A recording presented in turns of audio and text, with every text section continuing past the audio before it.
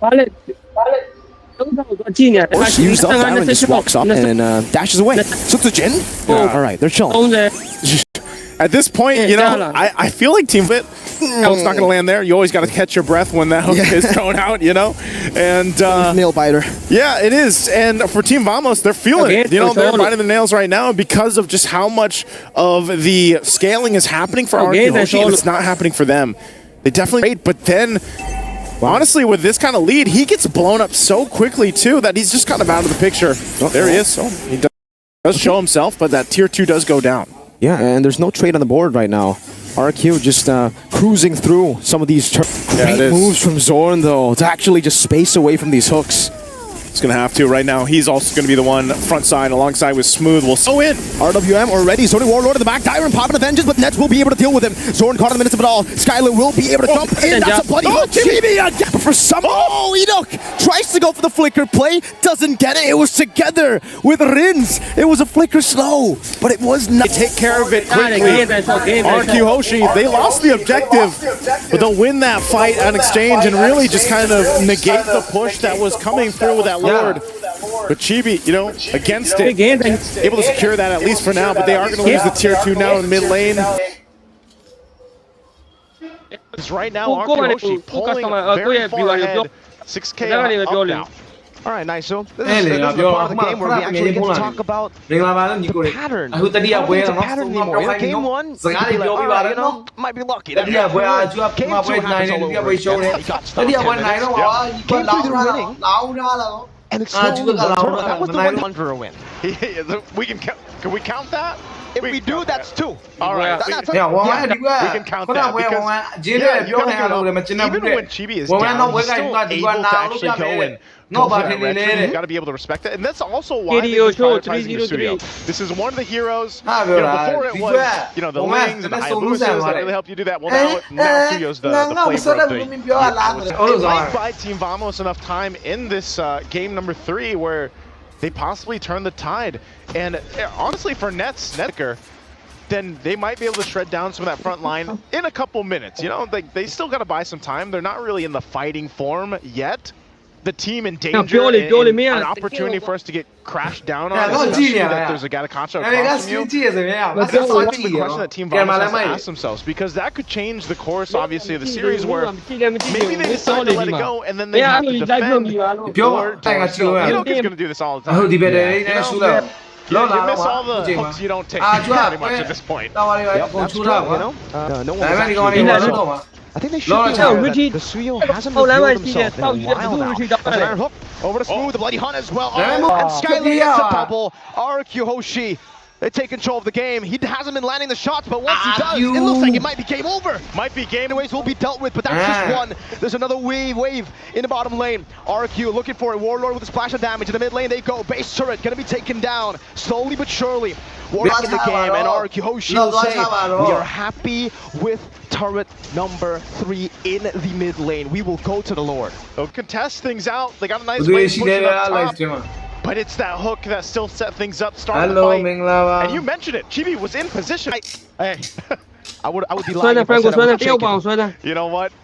I think a lot of people can't count out any Malaysian team at this point. Skylar can wait out the winner crown, eat up with a flicker around, now crossbow time to Smooth, now to Warlord. Skylar's going crazy with a crossbow attack. The immortality by from RQHoshi will prevail 2-1. And the kingdom rises, cutting down the hometown villains with a decisive...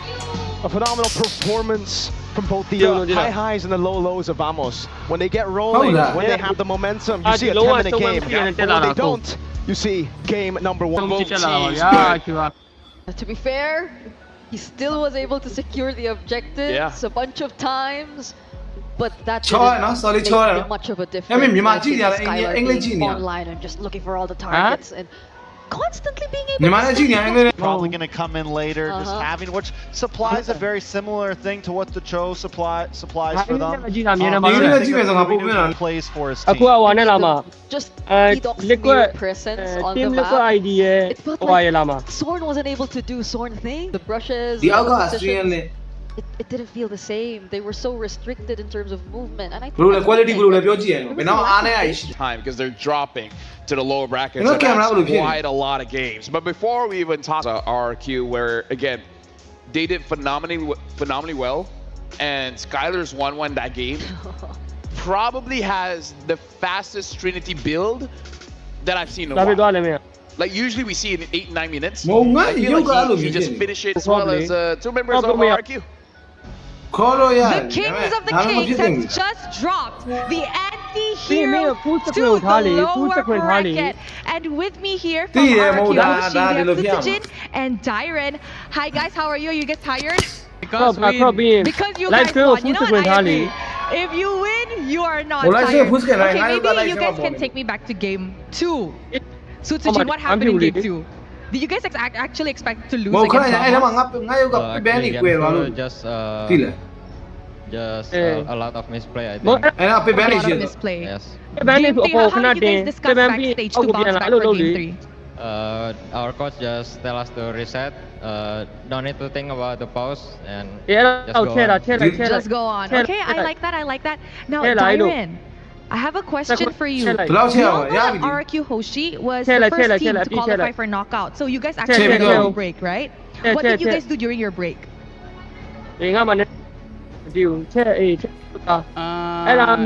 Kita latihan aja sih di hotel. Kayak nonton gameplay semua tim. So you guys just studied and watched all the gameplay. You guys didn't go out and enjoy like other teams? Because I see other teams, they went out, go eat, go KLCC. You guys didn't do that? Kita pergi makan. Makan aja. Kita makan di Alor Next Street Food. Oh, okay. They went to a pretty nice spot to eat. Was it good? Yeah. It was good. You ate a lot?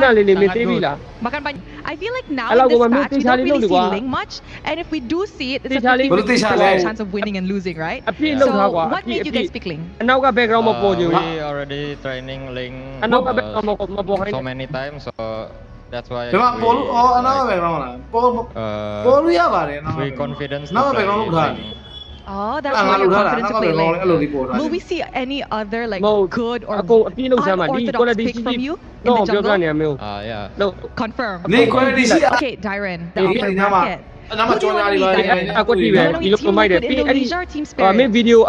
Upper bracket. I choose Team Liquid. You choose Team Liquid. Why? Oh, okay. Team Liquid has to win because they cannot lose since they're from Indo. Okay, I like that. So, but what will happen if you guys meet them? Will you win or will they win?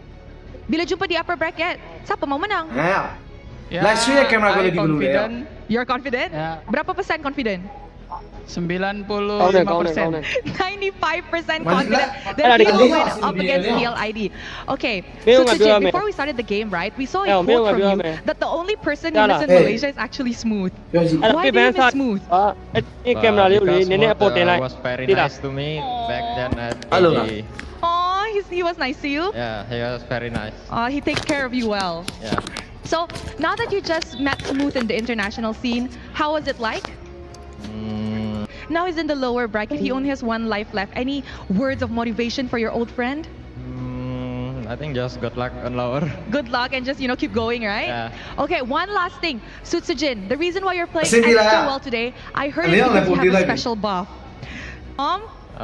For my dad and mom, thank you for coming here, supporting me. Don't forget to come again tomorrow. Let us throw it back to the panel to talk about what happened in this amazing best of 3 series. He was so good. Sutsujin was so amazing. Good. He was good. One of the best junglers I've ever seen. Yeah. Come back game 3 and played phenomenally. From even securing a few more objectives to getting those kills to always being in the back line. An aggressive but also supportive jungler. Suya was deleted. Like he just came in and dropped the beat. Dropped the beat of Flash. It seemed like he wasn't even afraid to go up against Sword or past Sword even in that entire game of the joint. Also accompanied by that one duo that I feel I hit Franco, man. Idok was always there too. I mean, like, again, they're playing goal lane weak side, so they're not going to be traveling towards the goal lane that often. Like, if they do, it severely slows down their rotation. And we saw that they do visit the goal lane every once in a while, and that did, in fact, slow down their rotation.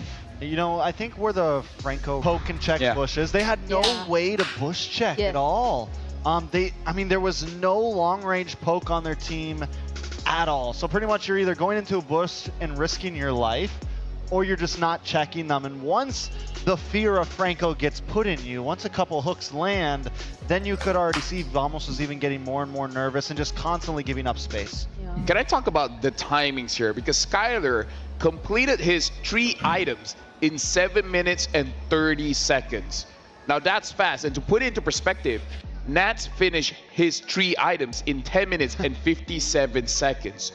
Over 3 minutes worth of difference there.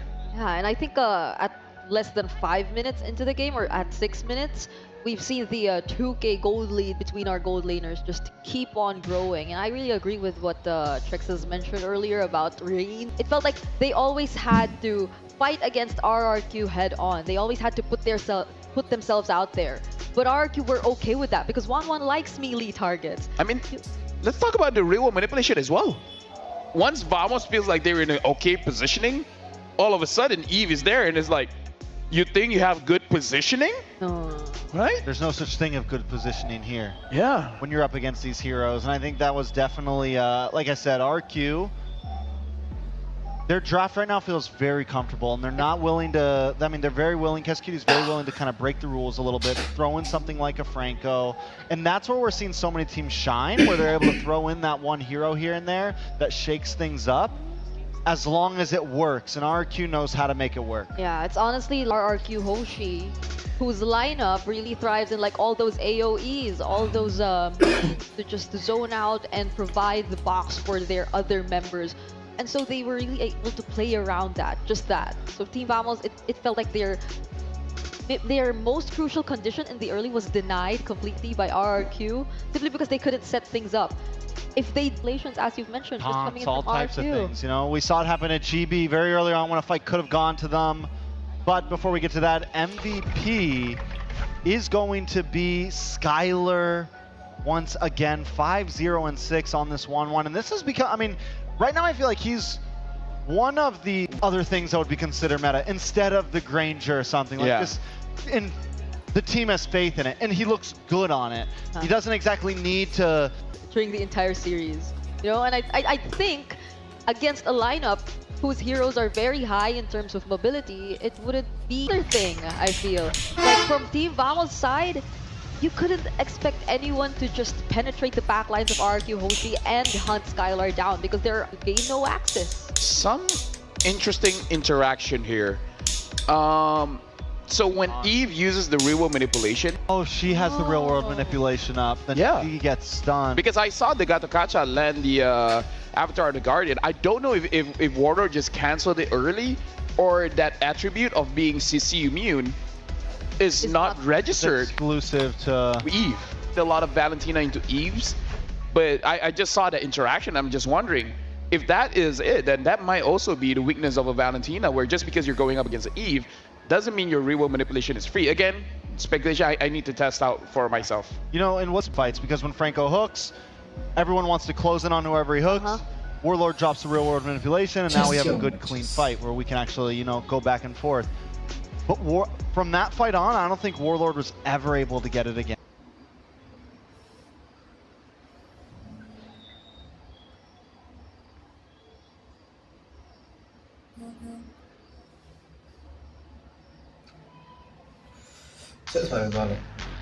Tame the financial markets with Pocket Broker.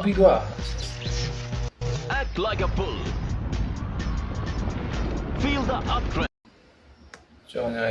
Welcome back, everyone. For today's video, we are going to be taking a look at game number 10 of the 2024 China and Gukesh Domaraju from India. Now, the match is all tied up. Both players have 4.5 points. It's been So the game starts off with a move d4 from Ding, and now we get the move knight f6, and here we have the move knight to f3. Now this, of course, all very standard so far, nothing too surprising, other than the fact that we don't get c4 on move 2.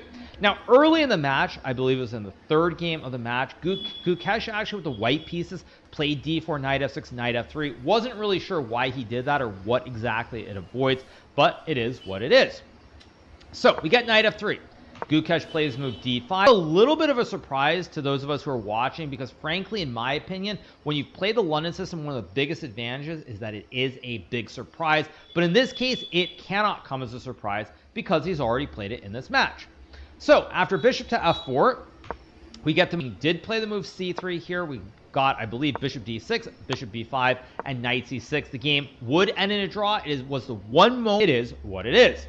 Now in this game, we get to move bishop to e2, and it's very apparent to me at this point that there is one clear influence on Ding Laurent Master, Richard Rapport, who is having a major impact on the opening preparations that Ding is doing for this match. Now you might wonder why MIH occurred with b3, bishop f5, and I believe it was here that Ding played bishop f3. Now in my earlier recap, I alluded to this, but this was an outcome from nobody else other than Richard, and today's game, when we get the move bishop e2, this is also another system that, surprise, surprise, what Ding is trying to do here is he's very cleverly trying to transpose, and by transpose we mean we go from one opening to another. From the London system, you get something like this with knight f3, d5, knight c3, c5, something like bishop f4, knight 6 takes e3, and castles, and this will end up in a very similar situation. So when we get this position with d takes c5, bishop takes c5 and c4, it's very clear that Ding is trying to transpose into a queen's gambit decline, and he just wants to play a rock-solid position here and create some play. So we get castle. Gukesh plays the move d takes c4. Now already here, those of us who are watching the game live, we were letting out a big groan because you get the sense this game already is trending towards something which is going to end in a draw. So we get the move d takes c4 being played, and now Ding plays bishop takes pawn. Here we get the move knight to h5, and this is a move that actually allows for there to be some play in the position. Want to build your own version of ChatGPT? Join us for this amazing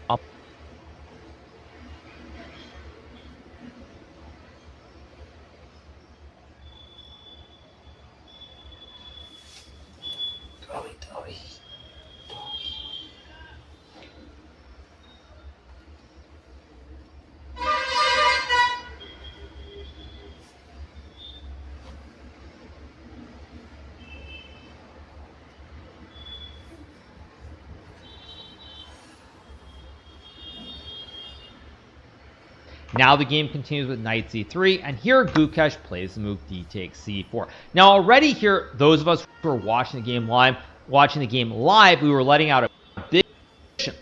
Here it's possible to simply trade the queens on d1 and play something like b7 and one on the queen side. Generally speaking, this leads to situations where the game is very likely to end in a draw. So we get knight to h5. Now I do applaud Gukesh for playing this move. He takes quite a bit of time, 28 minutes before playing this move, but it also gives Ding the chance here to try and play for more. Now, there are a couple of options here. For white, you can play the move that Ding plays in the game, which is bishop g5, but you also have some other exciting possibilities, which is you can play the queen to either c2 or e2. Now, in this position, Ding could have played the move queen e2. This was mentioned by the former world chess champion, the 5-time, in fact, Vishy Anand from India, who did mention queen e2 here, because after black takes here, white gets double pawns, but after queen c7 and g3, white can put these rooks on the c and d files very, very quickly, try to create some counterplay, and maybe their chance to win the game. Another option here is to play the move queen to c2, and the point is that now after takes here, knight takes, pawn takes, maybe you can go for knight g5, threaten the checkmate on h7, maybe you can move the knight or the bishop and put pressure on the c file. At any rate, there are some potential big right triangles looming here, so it gives white some chances. However, there is one drawback. You are giving black the two b's here, and queens stay on the board. Now, do I think this is risky? No, it almost certainly is not risky, but it means the game goes on. Now, in this situation, Ding decides ultimately to play bishop g5 instead, and once I saw this move on the board, I knew that the game was headed in a very clear-cut direction towards a boring draw.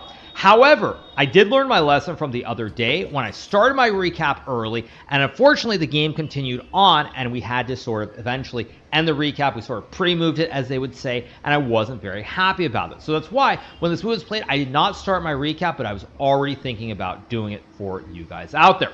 So after bishop g5, we get to move bishop to e7, and now we get knight to e4, and here Gukesh plays knight f6. Now Gukesh could trade the queens on d1, but if you trade the queens on d1 here, your knight on h5 is a little bit out of play on the king side. White's knight is jumping to d6, the sample line takes, let's say we get this. And suddenly after knight d6, followed by rook c1, there's a lot of pressure here on the queen side, and white is significantly better. But Gukesh plays knight f6, rock solid move, eliminating the knight from the rim. He just brings it back. And here, if white could magically get a couple more moves, let's say you got some position like this, for example, the rook coming to d1, if you get your maximum development while black still is the queen side underdeveloped, there are chances to win the game, but you need quite a bit of time in order to execute that plan. So after knight to f6 here, Ding plays the move knight takes knight, and now we get bishop takes, and we get to move rook fd1. Now you all at home are probably wondering, what is this nonsense? We're headed towards a very, very drawish position. Black has slight issue with the pawns, you have the double pawns on f7 and f6, but frankly the fact that black can develop this bishop and bring the other rook to the center means that black is not in any danger whatsoever, and we are going to have our most boring game of the match. So after rook fd1, we get to move bishop to d7 being played by Gukesh. Now he is completing his development, bringing the rook to the center of the board, and at this point, due to the symmetrical nature of the pawn structure, there is really just not a lot that either side can do. Now, what do I think about this? It's very clear to me that Ding at this point, he is happy to be rock solid. I've said this 5 times already, maybe too much coffee. He wants to be solid, he is not willing to take many chances, and he's really putting the onus on Gukesh to go for something. So we get rook a-c1, bishop to e8, and now Ding trades the rooks, and here he goes king f1. We get king g7, a3, and now we have the move f5 being played. Now for Gukesh, he's trying to bring his king to the center, but at the same time, he's also creating a bit of the diamond hands formation with this mini triangle here. The pawns are very solid, even though they're on the same color as the bishop, as long as the base is solid on f7, which it is, it guards a pawn. This one guards that one. There's no danger whatsoever. So we get the move king to e1. Gukesh plays king to f6, and now we get this move bishop to e2 being played. Now at this point, Ding is simply retreating the bishop. Maybe long term, if he has the option, he would love to get something like, let's just say knight e7, knight d4, let's just say a6, bishop f3, and now you have a bastion in the center of the board. This knight can target the pawns. The bishop on f3 can target the pawn on b7, and maybe white can claim a small advantage. You'll also notice here that the bishop is doing nothing on this diagonal. All the pawns are guarded. So the bishop not having any scope is pretty much a dead wooden shield. So we get bishop to e2. Now Gukesh does play knight to e7, and here we get this move g3 being played. Now at this point, you're probably thinking, why not rook c7? As Hikaru would say himself, go for the kebab. Put the rook on the 7th rank. Create all these threats. Go for the memes. Win the game. Now, it looks really nice on the surface to play rook c7, but here black has 2 options. The first one is to play rook d7, simply offering the trade of the towers here. If you go back, I'll play rook d8 and offer a draw. But additionally, there's also the possibility to go bishop c6 here, and suddenly you could end up in a classic uh-oh spaghetti-o situation very quickly. Let's just say you go b4, and after knight to d5, suddenly your rook is trapped here. You're going to lose the rook, and with it, you are going to lose the game due to the material deficit. So we get this move here, g3 being played by Ding. A logical move here is now he puts all his pawns on the dark squares. This is the opposite color of this bishop. You'll notice there's a light square B. It can target all the light squares. But in classic fashion, when you get to end games with bishops on the board, you don't want the bishop to have targets. So when you can put all the pawns on the opposite color, the bishop simply can't touch anything. So after g3 here, we now get this move rook to c8, and this is very clearly a draw offer from Gukesh here. He's simply offering to trade the towers on the open file, and here if Ding does not trade the rook, say he goes like rook to b1, black, if anything, could maybe claim an advantage with bishop c6, followed by bishop to e4, e5, and maybe rook c2, creating a kebab. So at this point, even though maybe some players would want to play on, you're in a situation where it just doesn't make sense here, and so we get the trade of the rooks. Takes, and now we get this move knight to d2 being played here by Ding. And this move is just a very boring move. At this point, neither side can really do a whole lot. It's clearly a situation where the players just want to trade out the pieces, make a repetition, or reach move number 40. Keep in mind, they're not allowed to make a draw before move 40, or else this game would have already ended on this move, or maybe even 2 or 3 moves earlier. So, we got the move knight d2. Now we have knight d6 from Gukesh, and here Ding plays knight c4. A simple move to force the trade of the knights here. Now, in this position, we got the move knight takes knight, bishop takes, and at this point, even though the bishops are the same color here, the pawns are mostly on the opposite color. There are no real weaknesses for either side, and the game will be a draw. So here we got the move bishop c6. Ding plays f4, trying to lock these pawns on the same color as his bishop, but it doesn't really matter because after f4 and b6, you can't really attack the pawns. The pawns are all guarded by the king, and there are no major weaknesses. So now they simply play a few more token moves before agreeing to a draw. So here we got the move king d7, king d2. Now we get king to e7, king c3, king to d6 being played, and here we have the move b4. Now Gukesh plays move f6 here, and one thing that's very important to note, especially in bishop and pawn endgames, is that there's a common theme, which is what you need in order to win one is you need an outside pass pawn potentially, or you need 2 weaknesses to target. Now, after we get this move f6 being played here, what Gukesh can do down the road is, let's just say you get bishop e2 and e5. You'll notice here that black has 1 weakness, is pawn on f5, but the thing is, it's 1 weakness. You need there to be 2 weaknesses, and with only 1 weakness even here, there's really no way to win the game. So, after bishop to e2 is played here in this position, sorry, not bishop to e2, after f6 is played here, we get the move king to d4, and now Gukesh plays h6. Now most of his pawns are on the dark squares as well. You'll notice that all of white's pawns opposite color of the bishop. Now Gukesh also has 1, 2, 3, 4 on the opposite color, so he's going to play e5 at some point and literally only have 1 pawn on the same color as the light square b that white has. So after h6 here, we now get the move on.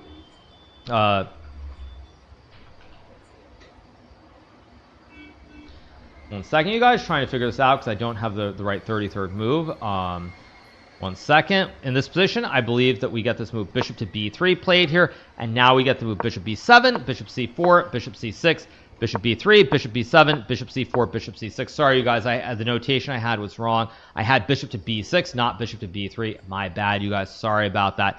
But at any rate, we get this repetition here, and on move number 36, the 10th game of the match ends once again in a very disappointing fashion with a quick draw. Out of all the games that have been played so far, this is easily the most disappointing because this really was not much of a game.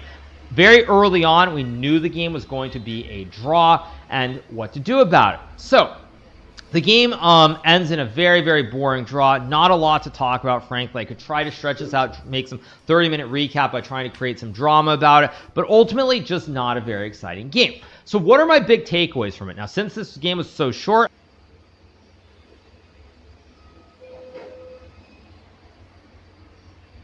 Look, isolation, yeah. Isolation. Imagine being confined to a 10 by 10 foot room in complete isolation. No timekeeping devices, no phones, no books, nothing to write on, no windows. Oh, yeah.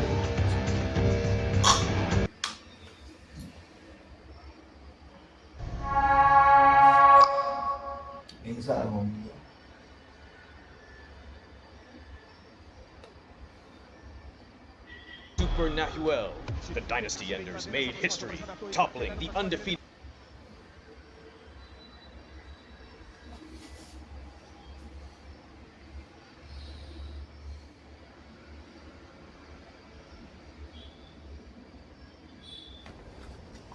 Hey, Vsauce, Michael here.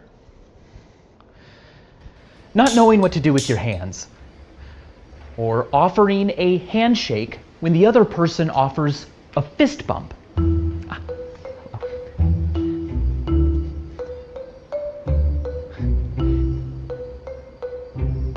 Forgetting someone's name.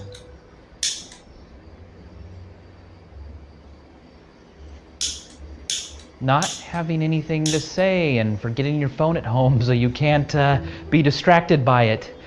Getting caught staring at a stranger. Striking up a conversation with someone you don't know in a bathroom. Someone oversharing, telling a group too much information.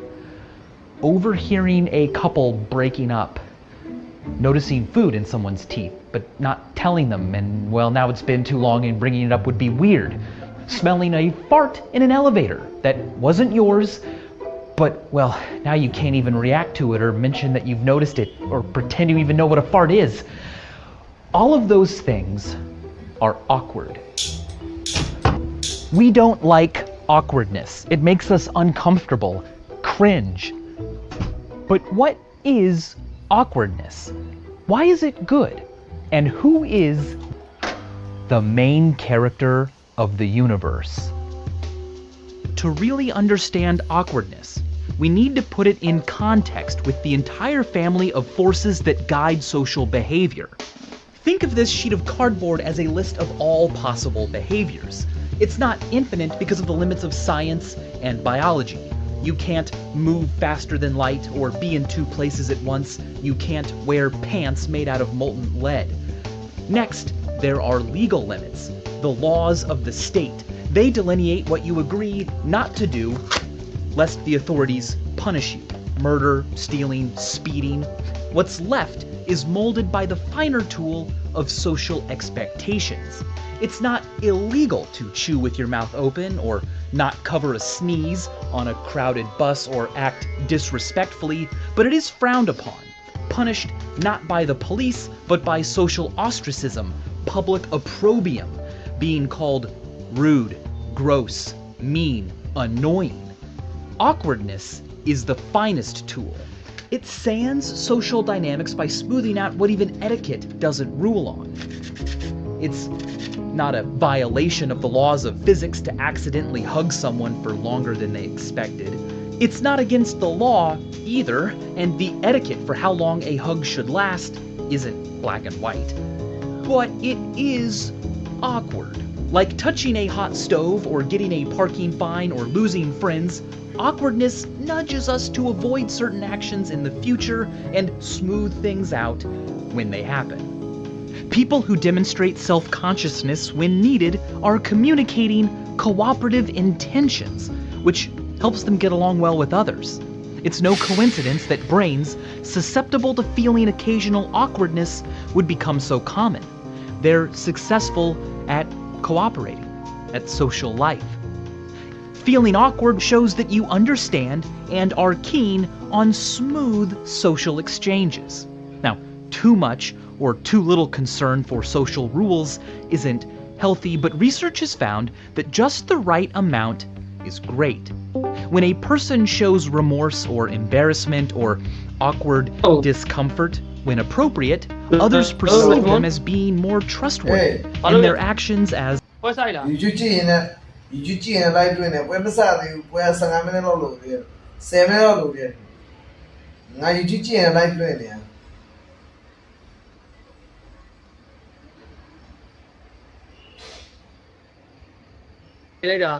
Tu nak biar ni? Tidak. Shanti phone se lalu Shanti nak biar ni, halo. Oh, bawa biar lah Shanti. Hah? Jalan. Bawa biar le. Shanti lah. Bawa ada di live semua biar le biar ni. Mana biar bawa? Live. Hah? Dia bawa, mana biar bawa? Bawa betul cik dia. Stream aja lu, dia awak apa sih ni tu kan? Payah mana? Stream cengeng mali. Stream cengeng mamola. Cengeng sebab macam saya ni nama cengeng ni bisa mana? Ada pianci yang aku biar dia kau ni kalau ada ciri dia ni kalau. No cengeng. Oh itu high lu kira. Mau tu ye love like aku biar apa? Ayo ada thara ba, lo thara. Ah tu ya tu nak kan ni mana orang Balik ni. Tu lah. Tu ni macam mana? Oh, ngani tu ni. Ini tu ni sign ni lah. Dah memang biar uli gua lida. Hello, tu biar live tu lengan. Mesti jangan biar malu lah. Biar. Beli biar mana? Biar uli tu. Shanti gua betul malah. Shanti saya tu betul malah. Biar lagi gua. Sab gua. Tapi kalau ayah cai biar gua. Tapi biar ayah. Di paling mindset sudah dah lalu liu. Aku ni betul ni. Yang mana jual apa? Yang kalau me sau yang pau tu, Laxman. 别少爷爆出来我知道。少爷爆出来了，你别爆嘛了。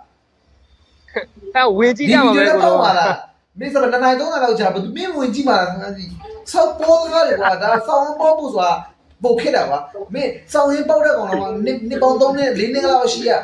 ปฐมเอาต้องเลยถ่ายไลฟ์สตรีมบุตรตัวไอ้ก็นี่วินทูเนี่ยต้องจิ้มมาละไม่โลไอ้มาชันดิสเวย์เจ้าจิ้มมาชันดิสเวย์ดูอะไรไปต้องมาละงานโลมาโซนุกว่าบุตรที่มาเลยชันดิสเวย์ก็มาชันดิสเราชันดิสอะยังชันดิสไม่ยังมึงมาที่มามึงงานโลเลยว่าไม่ใช่อะไรที่งานเนี่ยชิโร่เราชันดิสจะเขาเปลี่ยนอะไรต่างๆมาเนี่ยไม่ชิโร่นะมาชันดิสเปลี่ยนอะไรมาฮ่าฮ่าเราไม่รู้อะไรจะไปไปตัวอะไรงานจะเปลี่ยนอะไรตัวอะไรငါတော့ရှန်တီပတ်စံပေးလို့ရတယ်အချင်းမဟုတ်တာတွေကြောက်နေသေးကွာเนี่ยကွာလာတယ်ဖြစ်တာမဟုတ်ပါဘူးသူနဲ့ကနေအခုကဟိုတို့ဘန်ကောက်တော့မှမဟုတ်လားဘန်ကောက်တော့မှလေငါနဲ့သူနဲ့နှစ်ယောက်ကအဲ့ဒါကို तू ကဒီနေ့တော့ပြောတာဟိုဗါလေ तू က comment တက်ကိုကြိုက်နေကွာအဲ့ကောင်မလည်းသူ့ကိုကြိုက်တဲ့ပုံစံပဲကွာသိလားအဲ့ဒါအထက်ကစကားပြောနေကြကွာကောင်မ TikTok တယ်လီရုပ်တယ်တော်တော်နာမည်ကြည့်ရ TikTok မှာမင်းအောင်သူ့ TikTok ဗီဒီယိုမြင်မှုမှာသိလားအဲ့ဒါဆိုတော့ဟမ်အော်မင်းမကြည့်ရတယ်နော်အဲ့ဒါဆိုတော့အဲ့နဲ့ဟောဗါလေအဲ့ तू ကဂျားထဲမှာဟောဗါလေဘော်ဒ်ဝင်းကြီးတယောက်နောက်လိုက်တာတဲ့သိလားအဲ့နဲ့အချိန်မပေးလိုက်ဘူးတဲ့အဲ့ကောင်မဟုတ်လေအချိန်မပေးလိုက်တော့အဲ့ကောင်မဒီနေ့မိုင်းနေမှာသူ့ဤဆောင်ပုံကြီးတင်လာတဲ့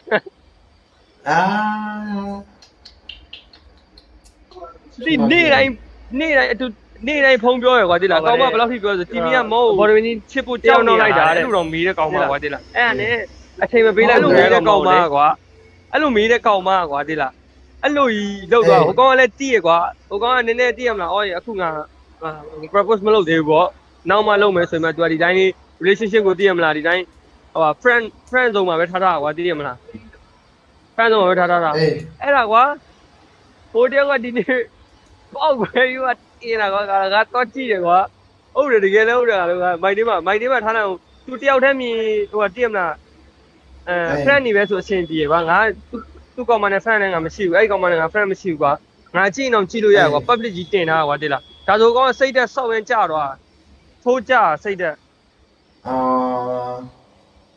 သနာပါစိတ်သက်ထိုးကြအဲ့နဲ့ငါကွာတယ်ငါဆောက်ရင်အားရတယ်အဲ့ချိန်လေးဆန်ငါပြောထားလိုက်ရမှာလေအေးတို့ဘာမှဖြစ်ဘူးလို့မင်းအခုပြောနေရတယ်လို့အခုလည်းပြောလို့ရတယ်လို့မင်းနဲ့ဟိုကောင်ကဗမာဟုတ်တယ်ကွာသူကဟိုတစ်ခါလေးဟုတ်တယ်ကွာသိလားပြီးဟိုကောင်ကဒီမှာလည်းမရှိဘူးကြီးနားမှာကွာအေးပြီး तू ကအဲ့ဒီကောင်လေးကအရှန်တီမကြီးနားမှာဟမ်ရှန်တီမကြီးနားမှာလားမဟုတ်ဘူးဟိုကောင်ရဲ့အေးဟိုကောင်မအခုတင်ပုံတင်ထားတဲ့ကောင်ရဲ့မြကြီးနားမှာဒီအမို့ကောင်မစိတ်ကောက်တာဟုတ်တယ်ဗာမဟုတ်စိတ်ဖောက်တာငါပြောတယ်ရှန်တီလို့အဲ့ကောင်မစိတ်ဖောက်တာနော်လို့သိရမလားစိတ်ဖောက်တာဘာလို့ तू ကမဆောက်နိုင်တာထင်တယ်လို့မင်းသူအဲ့လိုပုံတင်လိုက်ရင်မင်းကအချိန်မပေးလို့သူကစိတ်ကူပါတော့ဒါတော့ပြန်ကြောက်ရင်အောင်အဲ့လိုအချိန်ဓာတ်ထဲမှာအချိန်မပေးလို့ဖြစ်သွားတာကွာအဲ့ဆိုတော့ဟောလေတန်တီကငါတော့ပြောသေးတယ်ဟဲ့အောင်လို့မင်းဆုံးမခံနိုင်ဘူးဆိုရင်တော့ဟိုဟာသိရမလားပြန်လာရင်ဒီတိုင်းလေးပဲပုံမှန်လေးပဲ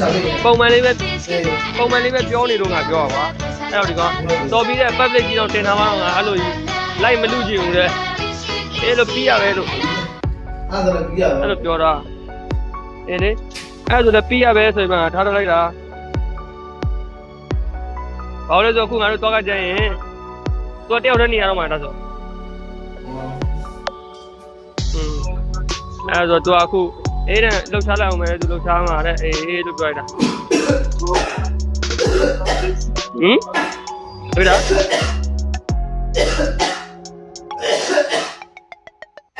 အဲ့ဒါဘာလို့ပြောလို့အဲ့နဲ့အတော်ကစာပို့လာတာလို့လုံးဝအမှန်ကန်ကိုတဲ့ emoji နဲ့ပို့လာအဲ့ဒါနဲ့ငါမင်းကိုခဏတော့ဆိုမှသူနဲ့ဖုန်းပြောနေရမ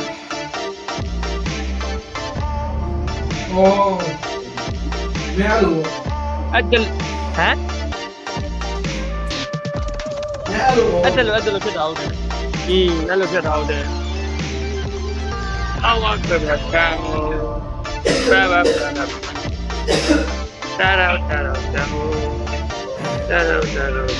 ်နဲ့ဆွေးရကြဟမ်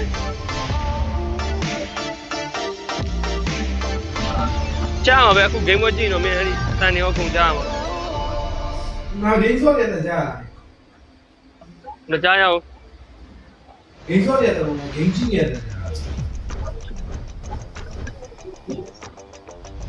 အဲ့လို game ကြည့်နေတဲ့အတန်အဲ့လို game ကြည့်နေတဲ့အတန်ကြားရင်မနေတော့ဘူးသိလားအဲ့လို live project ကကျတော့ game အတန်ဖွင့်ထားရောပါတူလေးပဲဖွင့်ထားရတယ်ဖွင့်ထားပြီးမင်းအတန်ဝင်နဲ့ပြောရတယ် live project Midfielders and roamers are the bedrock of the team. Looking for the knock-up, not even behind his head, who wants more, takes him out. Whether it's picking beefy tanks, mages, orအဲ့ဒါပဲတခြားဘာမှမဟုတ်ပါဘူးအတိုင်းနဲ့ပြီးရင်စာနီးကဖုန်းခေါ်လာတယ် damage in the early ငါပြောလိုက်တယ်ပြီးသွားရတာ making space for the team to farm or secure objectives. Then we have live quality usually playing tanky live quality zone the enemy to create opportunity. ငါကင်မရာ quality ကောင်းလား ကောင်းတယ်မဆုံး Roamers pick to fill the team မိုင်နော်ဖုန်းကင်မရာဦးတယ် if needed. EXP players must win their lane and protect their live ကြည့်လို့ quality ရှိအောင်လား play, ensuring map control. အေးငါတို့ခိုင်းလို့တော့ quality ရှိရကိုလိုကြီးဆိုရင်ငါတို့တော်တော်ဆန်တယ် Come to the defenders, the early to mid-game and the gold laner. ဘက်ကောင်းတွေပါနေပေါ့ဒီလားငါပြောမယ်ငါလေ live stream တစ်ခုဝင်ကြည့်တယ်မလားငါကြည့်ဖို့လာတာငါဘာကြည့်ဖို့လာမင်းကိုကြည့်ဖို့လာမငါ game ကြည့်ဖို့လာပါတည်မလား game ကို proper ကတည်မှာမြင်အောင်လုပ်ပါ game ပြပါလေအဲ့လို game ပြမယ် game တန်ပြငါးကြောင်ငါနဲ့ငါဆော့ဘောငါ reaction ပဲပြီးတာပေါ့အဒီကအဲ့ reaction ပေးရဆိုလိုက် reaction ပေးဖို့တော့က game ကိုတော့အပြည့်ပြထားလေကွာတည်လားအဲ့လိုပြတယ်ငါဖြစ်နေတယ်လို့ဖြစ်တယ်မင်းပြုံးလည်းပြတာအေးဟိုတခွဲအောင်ခွန်းတော့ငါပြောမှမအပြည့်လို့တော့မဟုတ်ဘူးဆိုဘေးမှာငါတို့အနောက်ကဟောပါလေမွန်ဒီပုံတွေရောလမ်းပုံတွေရောကုန်ပေါ်နေ They are savvy observers. အဲ့လိုပေါ်လာတာလေ best time. အဲ့လိုပေါ်တာမကောင်းဘူးလေတကယ်မဟုတ်ဘူးလားငါဆိုဘယ်လောက်ထိတိုးလဲဆိုရင်ဟိုတည့်မလားတခါတခါကျရင်အဲ့လို live လုပ်နေဆိုရင်မင်းအခုကဝါနဲ့လွတ်ထားလို့အပြည့်ရတာပုံနဲ့လို့အပြည့်မရဘူး also tend to be more objectively အဲ့လိုဆိုရင်မမိုက်ဘူးကွာကြည့်တာမကြည့်တတ်ဘူးအဲ့လိုအဲ့တလို့ပါဗျာပွဲဆိုင်လားပွဲဆိုင်ပွဲ2မိနစ်ဆိုစားပြီလူလာတော့မှလူတော့မလာသေး Okay ငါဟွာလို့ဒီပွဲလည်းငါလောင်းထားတယ်ဘယ်သူဘက်ကလောင်းထားတယ်မင်းစိတ်ဘယ်သူကမတေးကြအောင်တော့ဒီဘက်မတေးကြ50-50ပဲငါတော့ဒီပွဲအနိုင်ရှုံးလောင်းထားဟောပါလေ team separate ကဟိုတော့က best of one ဆော့တော့ကဟိုပါလေ team liquid ID ကိုဖုတ်ထားတာရှိရဖုတ်ထားတယ်တိလားအဲ့ team liquid ID မချင်ဘူးကြတော့team separate ကပြီးကောင်းတဲ့ကောင်တွေအများကြီးပါ team separate ထဲမှာလေအဲ့ကြောင့်အဲ့လောက်ကြီးမပြောနဲ့ဘာလို့လဲဆို team liquid ID ကအရင်တော့က best of one ဆော့တော့ဒီကောင်လုံးဝလက်မငြိမ်ခဲ့ဘူးကွာတိလားနောက်ပိုင်းမင်းဆိုဘယ်သူဘက်ကလောင်းမှလဲငါမင်းအခုပြောမှာမင်းအခု team liquid နဲ့အခု team spin နဲ့မင်းနောက်ဆိုဘယ်သူဘက်ကလောင်းမလောင်းဘူးမလောင်းဘူးမလောင်းငါလောင်းထားတယ်ငါမလောင်းဘက်ကလောင်းထားတယ်ခမန်းကြီးမင်း liquid ဘက်ကပဲလောင်းမှငါသိရဘာလောင်းထားလဲရောက်2စီးလား2ကောင်းလားနိုင်ရှုံးလားအနိုင်ဆုံးပဲလောင်းထားတယ်ပါမင်းဒီဟာအနိုင်ရှုံးညီမပွဲတော့2စီးလောင်းတာလေဟွာတော့ကျတော့အာဂီပွဲတော့ကျတော့အနိုင်ရှုံးဒီပွဲလည်းအနိုင်ရှုံး Okay ငါဒီလိုမျိုးမတေးကြတဲ့လက်ရည်တူတဲ့နှစ်တင်းကိုငါမခံမနေဘူးအပွား3ဝက်လုံးခံမှန်းတာ3ဝက်လုံးမှန်တယ်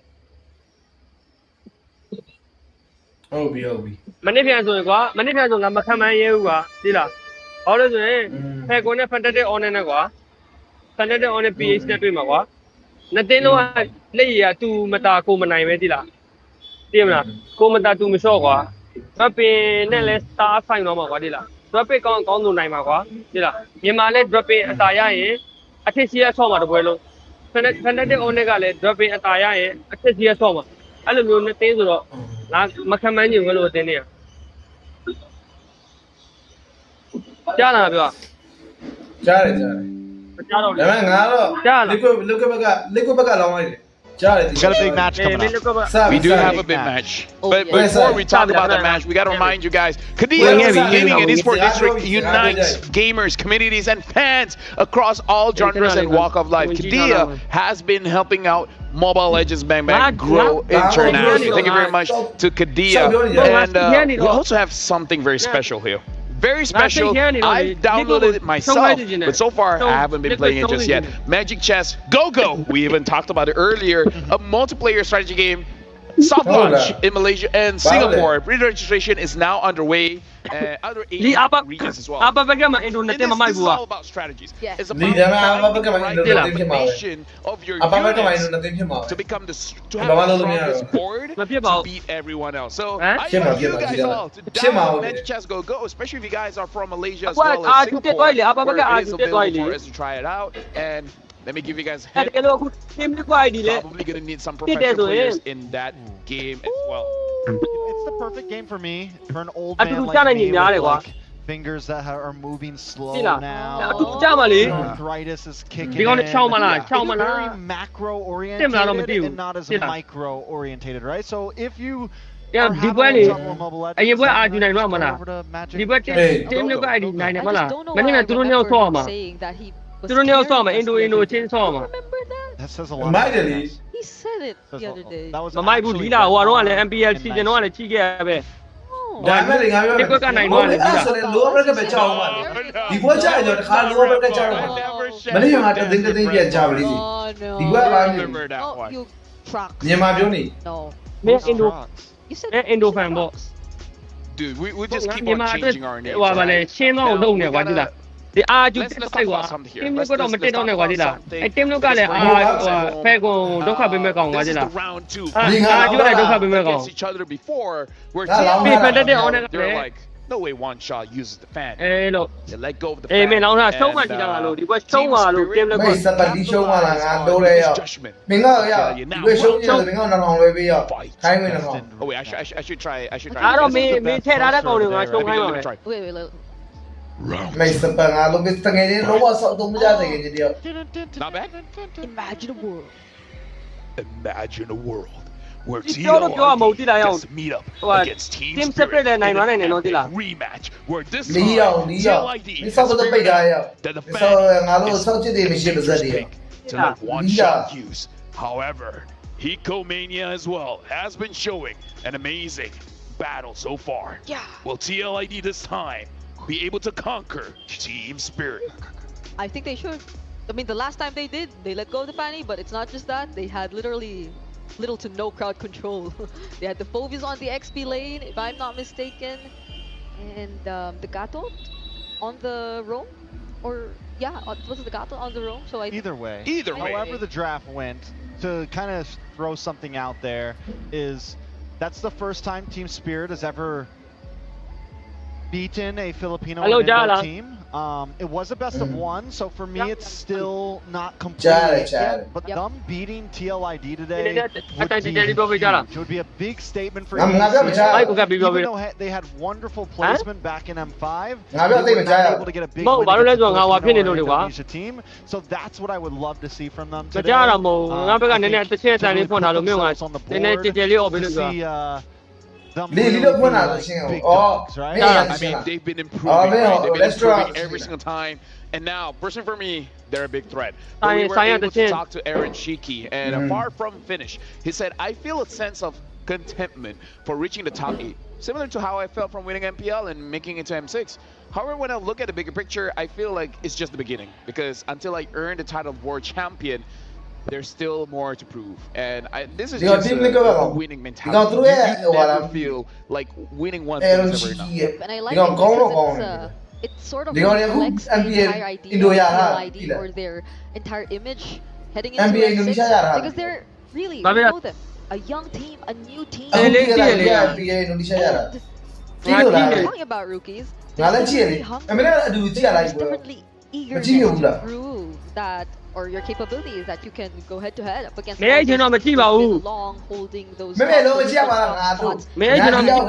tournaments. Something we've seen from them, and push them to even so much that if initially we would Yeah, think maybe that game CLID night was kind of yeah. stubborn, Believe me, they yeah. wanted to like keep using these signature picks, these combos, these kinds of drafts. So do you have a name? Maybe game night, but you do the media. You should do the media. King Kong. I. ဘာမှမဆိုင်ငါတို့ကမှငါကြည့်တာကြည့်တာ Just substitute King Kong.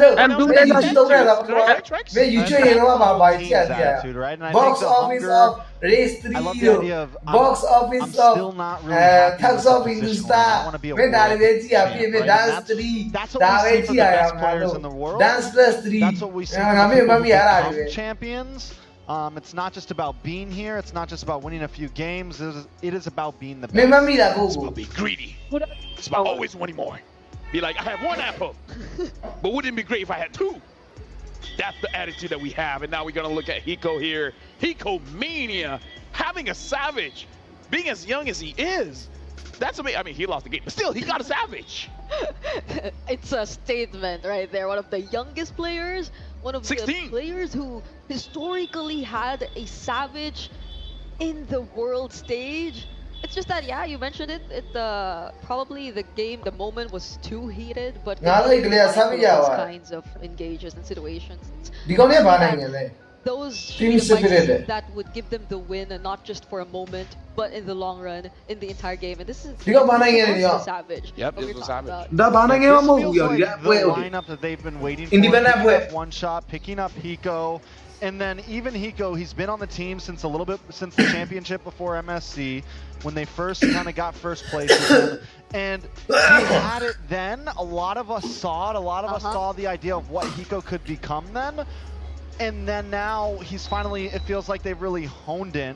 They pick up 1 shot, and the team just feels like a completely different beast right now. Yeah, definitely one of the best goal leaners. We were talking about one of the best goal leaners. We got Aaron Shiki in the conversation. The wrath of Aaron Shiki. Like, people are talking about the hype, and then CLID didn't do all that. Aaron Shiki is really showing up.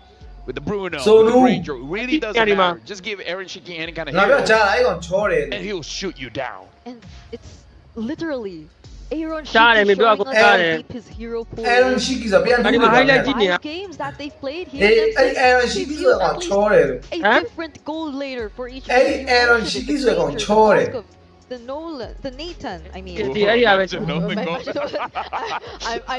we've seen enough. We've seen enough. Who knows? But yeah, and that's a difference, right? Hiko, on the other hand, is the only remaining player who hasn't played the Bruno just yet. So, and I believe in an interview he said, "Oh, if I got the Bruno, it's over. It's over. It's over." Actually, if he did though, would it? I don't know. I want to see how it. I want to see how he plays the Bruno though. Like no one else does. Bruno They obviously. Okay, Beatrix. All right, understandable. Okay, good. Bruno. Okay, you know what? This is where we're crossing the line. The gun on the Beatrix.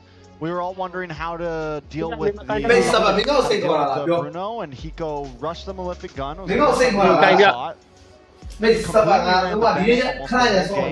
And just how this idea is working at.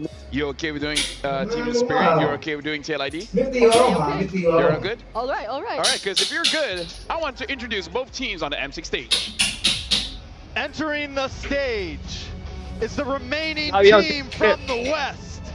Can Hiko Mania carry his team a new past, a familiar foe? Roar for the Dragons of EECA, Team Spirit!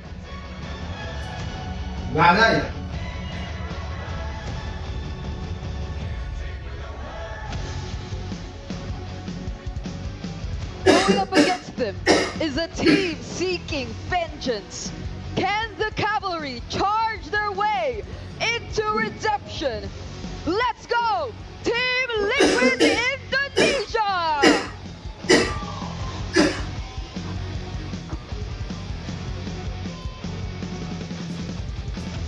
And now we will introduce both coaches, Brand as well as St. Lucas for both teams. As again, looking at the lineups here, it looks like it is going to be gold lane favorites.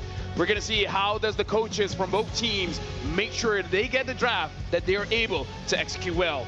Right now, we invite both teams to fist bump, as this is the moment where they can be friends, but once they get into the line of dawn, they will be enemies.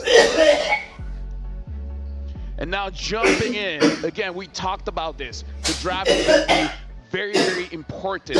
But before that, we do have something to address, and we would like to talk to the audience here, where we would like to apologize to everyone here based on the previous areas. We are working hard to make sure that M6 will run smoothly and we will be greater than ever. Scan the QR code to redeem your gifts as a sign of apologies from us here. It's a surprise. Those are in-game items that you could definitely redeem if you have the time, but I think there's something we should be celebrating. Your gift? Yeah, scan be that yo. Scan lo mala.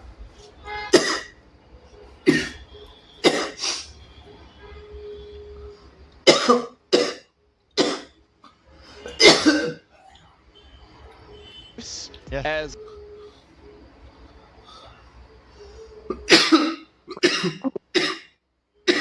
a sign of apologies, your gifts as a sign of apologies from us here. It's a surprise. Those are in-game items that you could definitely redeem if you had the time, but I think there's something and we will be greater, working hard to make sure that M6 will run as smoothly and we will be greater than ever.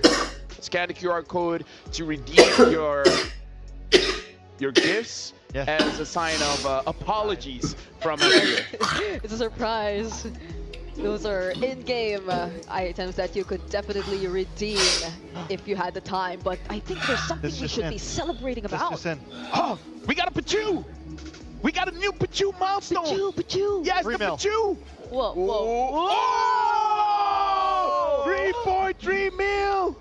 This is from the previous match. We hit the Pachu milestone. Oh my goodness. 3 million people saw me vote against RQ, oh god. Yeah, they felt the longest and the shortest game at the same time. Oh, dude, like... 3 million people saw our picture-in-picture. 3 million people will now know that her name is Brogita. Back-to-back codes. Back-to-back codes. Scan the QR code, guys. Make sure you guys get all the goodies. Bro Rex. T-Bro. T-Bro. Yo, T-Bro. T-Bro. Yeah, T-Bro. Brofel. 3 million people saw me vote against our... Pull. Will now know that her name is Brogita. Back-to-back codes. Back-to-back codes. Scan the QR code, guys. Make sure you guys get all the goodies. Bro Rex. T-Bro. T-Bro. Yo, T-Bro. T-Bro. Yeah, T-Bro. Brofel. Brogita. LeBro. LeBro, that sounds like LeBro sounds LeBro. I'm LeBro. Yeah, bro. Okay, so Puedes dar uma. Só não puedes sabe, the não? Bro Squad. With Brogita. You go to puedes dar uma. Jurassic Park. Só não mexida. Well, we'll change. Anyways, M-Chat here. What? Só não mexida, yeah. Be careful with that. You So know, this is TLID we're talking about.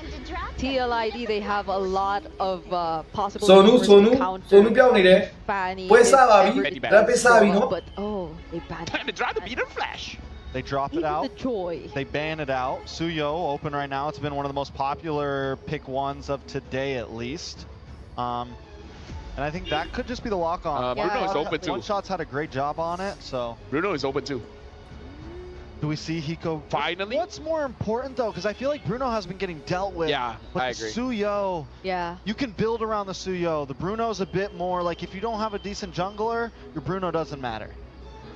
So is it going to be the Suyo here for Team Spirit? They're taking the time. Yeah. High loss. They're thinking about it, definitely thinking about it, but they go for the Suyo, alright, so... Then Bruno to TLID. And then Cheeky Bruno. And then Team Spirit just picks up the Granger. Yeah, they have the have the Cho, they have the high loss too. I think Team Spirit is really confident in the counterplay against the Bruno.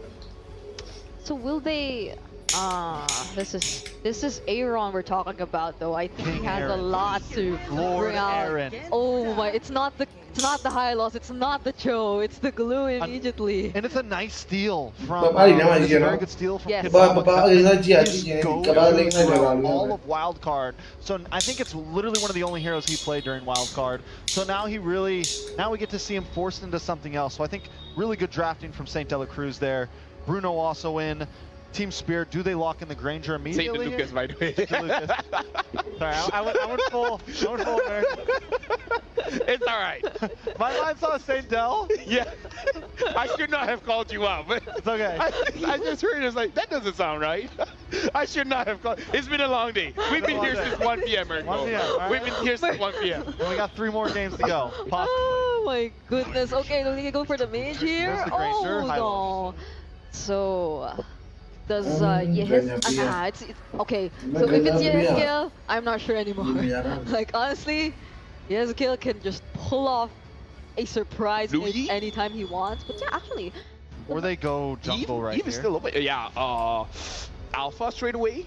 Alpha straight away, or they try to pull a RQ and like there. Last pick and assassin. Yeah, right? the Eve's still available too for Team Spirit. So would they want to go for it? Alpha. Oh, so they still go for the Alpha. I feel like Eve's not even prio anymore. Like it's good, but it's not always prio anymore. Yeah, but we saw that Eve is still good. Yeah, still good. Very still good today. Yeah, but a lot of teams are. Okay, Eve is the guy or girl, probably genderless. It's an alien. Right, it's an alien. So okay, Eve is the type of alien that plays go. Oh. And you know the macro of those players. Yeah. Big macros. It's a long going everywhere. We know. Yeah, you gotta understand. We've been here since. Well, anyway. Sicilian band. Okay. Sicilian band. So now, honestly, if they do consider the Eve though that we were talking about, the Valentina is also still available. So like, Team Spirit could also have it for themselves. Wait, let's consider this. This is actually quite a good Sicilian band here because. Just in case if the Granger doesn't work out well, which it's a it should. You have late game possibility, right? So they're because it's still idea. I always consider what if they want to go crazy something like Xavier again, right? Yeah. Just outrage the Granger. Which is why. Right, they ban out the Sicilian. And they themselves need some kind of long range. What do they pick for long range? Who was the team? Who picked up the Xavier? Was it TLID? Right? Yeah. Right? It was them. Like, dude, the far side's on the table. That was against Aurora. Yeah. Yeah, they beat Aurora with the Xavier. Why did you look at me? I'm just pointing out facts. He pointed out facts while looking at you. That was a bit sus, I gotta say. You're my co-caster. Right? But they're, yeah, I think those mages who would do well in the early stages too are kind of out of the picture right now. At least for Sunset Lover. So Team Spirit, what do they want to take out here? If they're focusing on like the possible roamers, there's a. Katat's still open. They can ban out the Katat. They can ban out the Tig.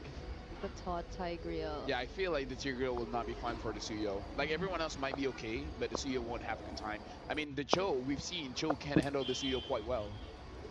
I think the Tig's a wonderful. Tig's or Gatot would be fine. Tig or Gatot. Okay. Then TLID's on the gun. They get first pick after all of this. They still need a roamer. They still need a mid. You mentioned the Xavier could definitely be a pickup here. But now, they go for the Eve. That's the Valentina. I mean, we saw the matchup just now. Eve just outranges the Valentina. That's true. So it depends if they want to like play it very aggressively in the early two, or just if they're local, they could go Faramis against the glue. Oh, but that's Marksman's already Faramis is not good against the Eve. Still, you know, like. Take your pick. Honestly, that sounds good. I think so. Yeah, triple A solo but it does sound good. Blue Yi's also still open. Liquid ထုတ်တယ်အဲ့ဒီဒီပဲထုတ်တာ Yeah, and what else is available? အဲ့အင်ဒိုနီးရှားကောင်တွေအားလည်းပဲခိုင်းတာ Oh, so they go Blue Yi. Harley, haven't seen her. ငါဒီနေ့ဒီကောင်ငါတတိယနေငါဒီကောင်ဒီနေ့တတိယနေ So this is Kid Bamba. Yeah, Kid Bamba Arla. Bamba Arla. Which fits his play. ငါတော့တတိယနေ Even I think him and Chicken kind of have a similar play style, like an aggressive, putting them on someone that can be get into the back line. I think this fits Bomba very much right here. That's a nice way to put it, like how aggressively Chicken played. Yeah. If they are able to do that. M5 flap teasy, you know, like players who want to try to make plays for the team and not just be a walking Hylos, you know? Yeah, replicating that up against this lineup of TLID. Nobody likes Hylos. Granja Chen, yeah, good deal. The Bruno Paro, powerful, but it's like. I like it. It's annoying. I get it. I like it. And now it looks like the Khalid has been picked up by TLID. So a pretty aggressive lineup here coming in from TLID. And Team Spirit, honestly, their draft can be a little bit more reactive. So definitely can see a difference of play style here. Thank you, bros. Thank you, Bro Gita. Thank you very much, T-Bro. Now we're giving Mer Bro as well as Night Bro. Thank you so much for breaking it down. I'll say this. I like Hylos. Do you like Hylos? I like Hylos. I don't know what Trex has against the Hylos. I don't know what he has against it either. What is up, guys? He's a Centaur. He's a Centaur. He's a Centaur. I'm Nice Mirko. We're bringing you the action here. Last match of the day. It's taken us a little bit of a trip to get here, but hey, it's Team Spirit versus TLID. One last look at the lineups, of course, to bring us into this best of 3. It's game number 1. And I don't know, man, looking at this, we've seen a lot of these compositions utilizing some of these big picks, but also the R-Lot. I love that it's coming into play, and we're going to be jumping into the land of Dawn here. Once again, the Dragons versus the Cavalries, and this is where to see who's going to be going down to that lower bracket. Let's see, ladies and gentlemen, there's a possible RQ versus Liquid rewind of the MPL Indonesia Grand Finals for Season 14, or a possible rematch for Spirit against RQ Hoshi. This in itself is already a rematch, Naisu. We saw this matchup in the Swiss stage. It was a best of 1, and it was TS who got the dub against Team Liquid ID. Now, if you guys want to get the dub in-game, go ahead and check out the M6 pass that is still available from the 18th of November all the way. Flicker from Bamba. That's 29th of December. Yeah, he's probably got his pass filled at this point, you know, and right now with the aggression, another flicker, a whole lot of battle spells. Great stun from one shot to cancel out. Kill angle. Revitalize just in case Woody flickered out. This is interesting. I mean, nearly in every lane, the health bars are low. You know, the battle spells are popping. They want to fight. They've waited for this matchup now, and finally able to break it out too. We get a little glimpse here. Of the the Master Assassin for the Bruno. It's interesting to see this. I would definitely think that, you know, he would try to go for a little bit more mid-game or even more defensive. Fabian goes over the Spear of Alpha over to Kid Bamba. He's going to be able to get some resets here. A bit of sustain under that turret. They're hovering over. Is this a possible dive? Woody's rotating too. There's an angle. Bamba's walking up. Fabian shoots the swing on the other side of the run, just flickers out. Here's one shot. He might be looking for that moment. They know that they committed a lot on that play to Kid Bamba. Of course, with Quicksand Guard, Woody's going to be fine. Heals back up. But now, this is the interesting part. Turtles up, Kid Bamba. Just taking a lot of damage. Nice flicker out, Kid Bamba. First blood over to Aran. Now with the split, Sunset Lover won't be able to take him down, and TL objective of the game. So unfortunate there that Kid Bamba, you know, ended up getting a little bit out of position with that vengeance, but for Team Liquid ID. On top of that, a kill, and that going to the hands of Aran is also going to help him, you know, win the matchup against Kid Bamba there in the XP lane. So we'll see how that adjustment goes. Again, a lot was thrown up there to go ahead and take care of him, but you can see this again. Hiko, man, Hiko mania. After everybody got to see that first Savage, of course, for M6. We'll see how he continues to play against another player, Aaron Shiki, who has, I feel like, gotten a lot of eyes towards him so far. Just Bruno he got a Savage in phenomenal performance on the Beatrix, you know. Changing to weapons that normal players would never think of swapping into. Hiko's not normal. He's not normal. He's Hiko. That's why I got his jersey. I just got to flex that real quick. But yeah, Spirit are just going to take it slow right now. They know that they can actually scale into the mid-game quite well too, and there's really no crazy pressure on them to actually get a snowball. Obviously, it would be great to have, but only the first neutral objective so far. Both of them will still just be waiting for turtle number 2. Yeah, with this again, it's kind of a, wow, early pickup too. See Halberd already locked in. Whoa, Sowell. Raging Sandstorm and the real world manipulation from Kfl. Team Liquid, second kill in the game. Okay. Again, interesting enough. Identity, first identity. Now you going to be finding a little usage of diversion just to see what's going to happen down there. But I think that's the point. You know, he does pick up an early Sea Halberd just because there's so much, obviously, healing that can be done here for Team Liquid ID. Even if they don't have a Revitalize, just the heroes that they brought to this game. So, Hiko. Great slide tackle from Aaron Shiki. Good usage of the aggression, but Hiko pops in region and wins out the trade in the end. Aaron's gonna have to try to out-sustain him with a Haas Claws. I think that's the only way you win in this matchup against the Granger. Turtles up. Again in mid lane. Raging Sandstorm from Witty.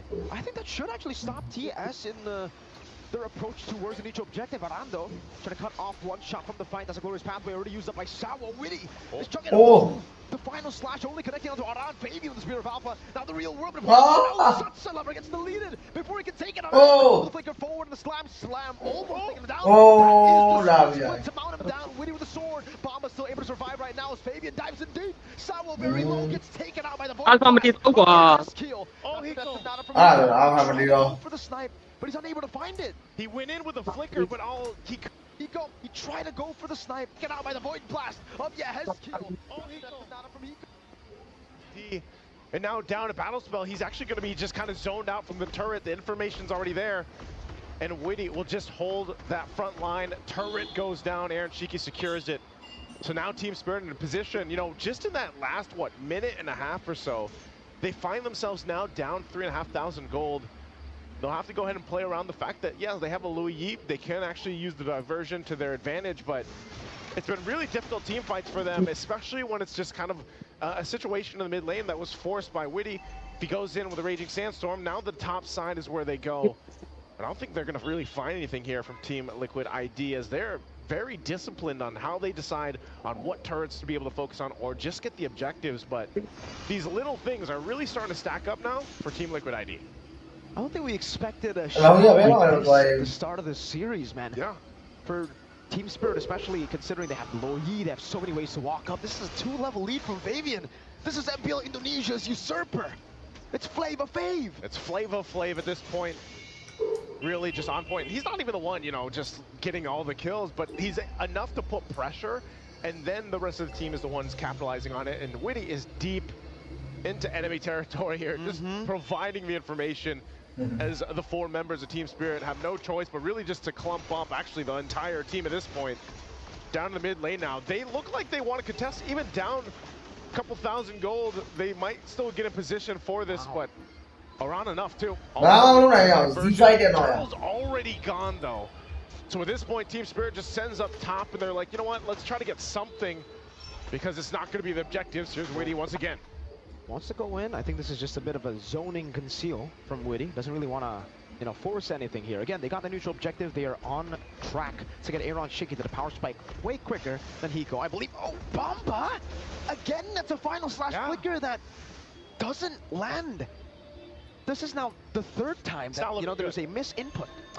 There's something, I mean, the R-Lot, when it was locked into the draft, you're thinking, oh no. Raging Sandstorm, Witty the Wise on Sunset Lover, the glorious around with a slam. Gets stunned up and won't be able to use the split, but they're all going to be caught in the skills, real world manipulation. They're all zoned away. Aaron Shiki is just smashing Bomba, gets the double. Bro, so ni ya. Chi dong, ni pi dong. Nakon sacrifice to don't go. Oh, your head skill. He's still hunting. Oh, nakon sacrifice to nakon go. He gets out of safety, but talk about just sandwich play under the turret. I mean, think about it. Real world manipulation. And then of course you have the Indonesia kong ni nakon pay ma wa. Don't go. If your Team Spirit is looking a little dire. Actually, even more so than that. Not in a position to really contest any of the objectives right now. So Team Spirit, how do you get yourself back into this game? You already lost so much 8 minutes in, and you're probably not going to be in a position to actually contest the first Lord. So what do you do from this point? And honestly, one shot, you know, he's got to keep doing it. He's got to keep farming. Maybe he pulls some miracles off that we saw even previously where, you know, if you still have the Suyo like Chibi had, he was still able to go in and somehow get the retribution off. that might be able to buy them enough time where then they can scale up. But so far, they're in this position where they're forced to stay together here. Fabian, look how, there's a final slash. That's a 1v5. Fabian just, he wants all the smoke. Spirit Power defensively, and now the rest of the team comes in. Fabian is still alive. One shot takes him down. Taken out by Winnie. Yes, he's still alive. Somehow one shot dives him deep, and finally one shot gets a shutdown. But he falls. That's a 2 for 2 as Zeron goes for the killing spree. Yes, Keel has fallen. Both junglers down, so Noah committing here on this Lord, but that might have been a little bit of help to Team Spirit on turning this in their favor if they can. Again, Hiko almost landing that Death Sonata was nearly there, but better to stay alive instead of taking those risks at this point because they need everything they can. He does pick up a lift Garor now, so he's getting the items that he needs, but they still have some ground to cover. Basically, at this point, they're just back to this reset here, getting space around the Lord. The Team Liquid ID, knowing the advantage they have, they're going to go ahead and start this up. They can just keep that front line trying to zone out. So this is up to Kid Bomba again. You know, he's got Flicker, he's got the final slash available. He could be the one to help start this up. Sawo might want to wait for that Revitalize to come up. They're trying to stall this out the best they can. Lord will go and reset back and forth until both teams are ready. But look at the back line. Look where Witty might be going. He tries to put pressure on the backside, gets spotted out. And they might just be getting in formation to go ahead and secure this Lord, but right now Hiko taking a couple shots with the Rhapsody, keeping Team Liquid from actually fully starting up the Lord. This is great from Liquid. They're playing the Lord dance. At least a new version. Oh, raging Sandstorm from Witty. Catching Sunset Lover's arrow. Chiki goes in deep. Gets caught by the in-air reaction. Now the real world manipulation will lock Sawo down. Goes to the arrow. Retribution needs to be on point. Fabian, resets it. One shot caught in the midst of it all. Catches three. Sawo. The crit. Almost diving in. He's gonna go for the life steal. Oh, needs to slide tackle away to Detsuna. TLID got all the dubs. The idea was correct. You know, one shot waiting on the side. Maybe and take showing their experience. You know what? They punish and collapse down. Oh, man. So at this point, they get the tier 2. Lord making its way to the top side. It's up to Team Spirit to defend. It's only that turrets now outside. And you can see Aaron Shiki.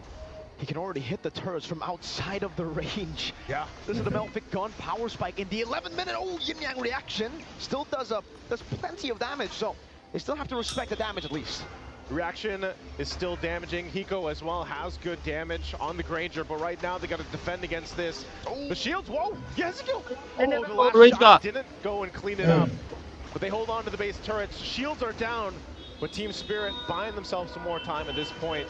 All shields exposed. The damage is there, even from Sunset Lover. It could just come down to that one diversion play. Oh, they're actually going to go for it. Members in the back. They're going. Give it to Oban. Side tackle. Bomba still going for it. Hiko left all alone. The glorious pathway can't be taken. 2 members have fallen. Seems like Liquid ID are the ones running in. They're gonna go for it. Aaron jumping in. Sunset Lover's in trouble. Raging Sandstorm from Witty the Wise. Sunset Lover is down. So is Sawo. The cavalry just keep on charging, and Team Spirit's formation cannot hold. They can't hold. No minions pushing in just yet. They gotta wait for that minion. Wow. We'll just go ahead and work on it slowly but surely. Slides on through, and they'll get the turret off the exchange.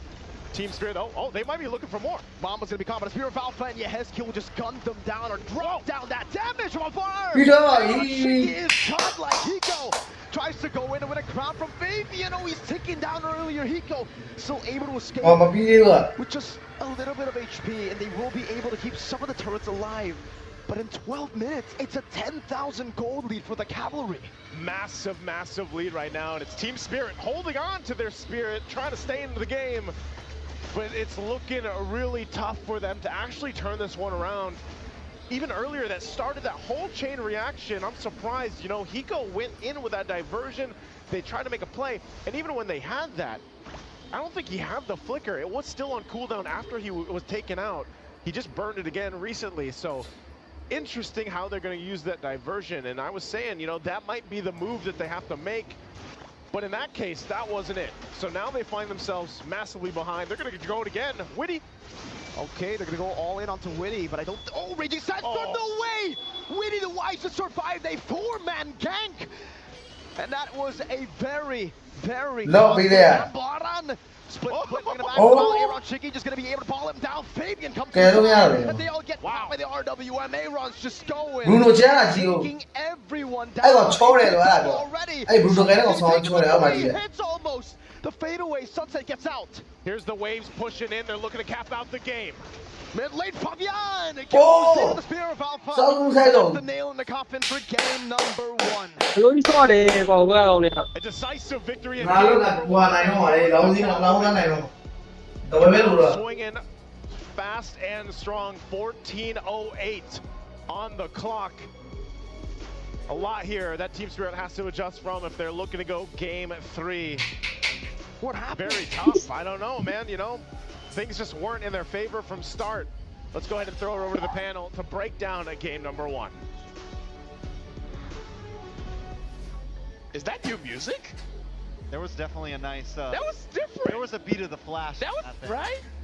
There was time to drop the beat of the Flash. But yeah, we got to talk about that game right away. Relax, chill.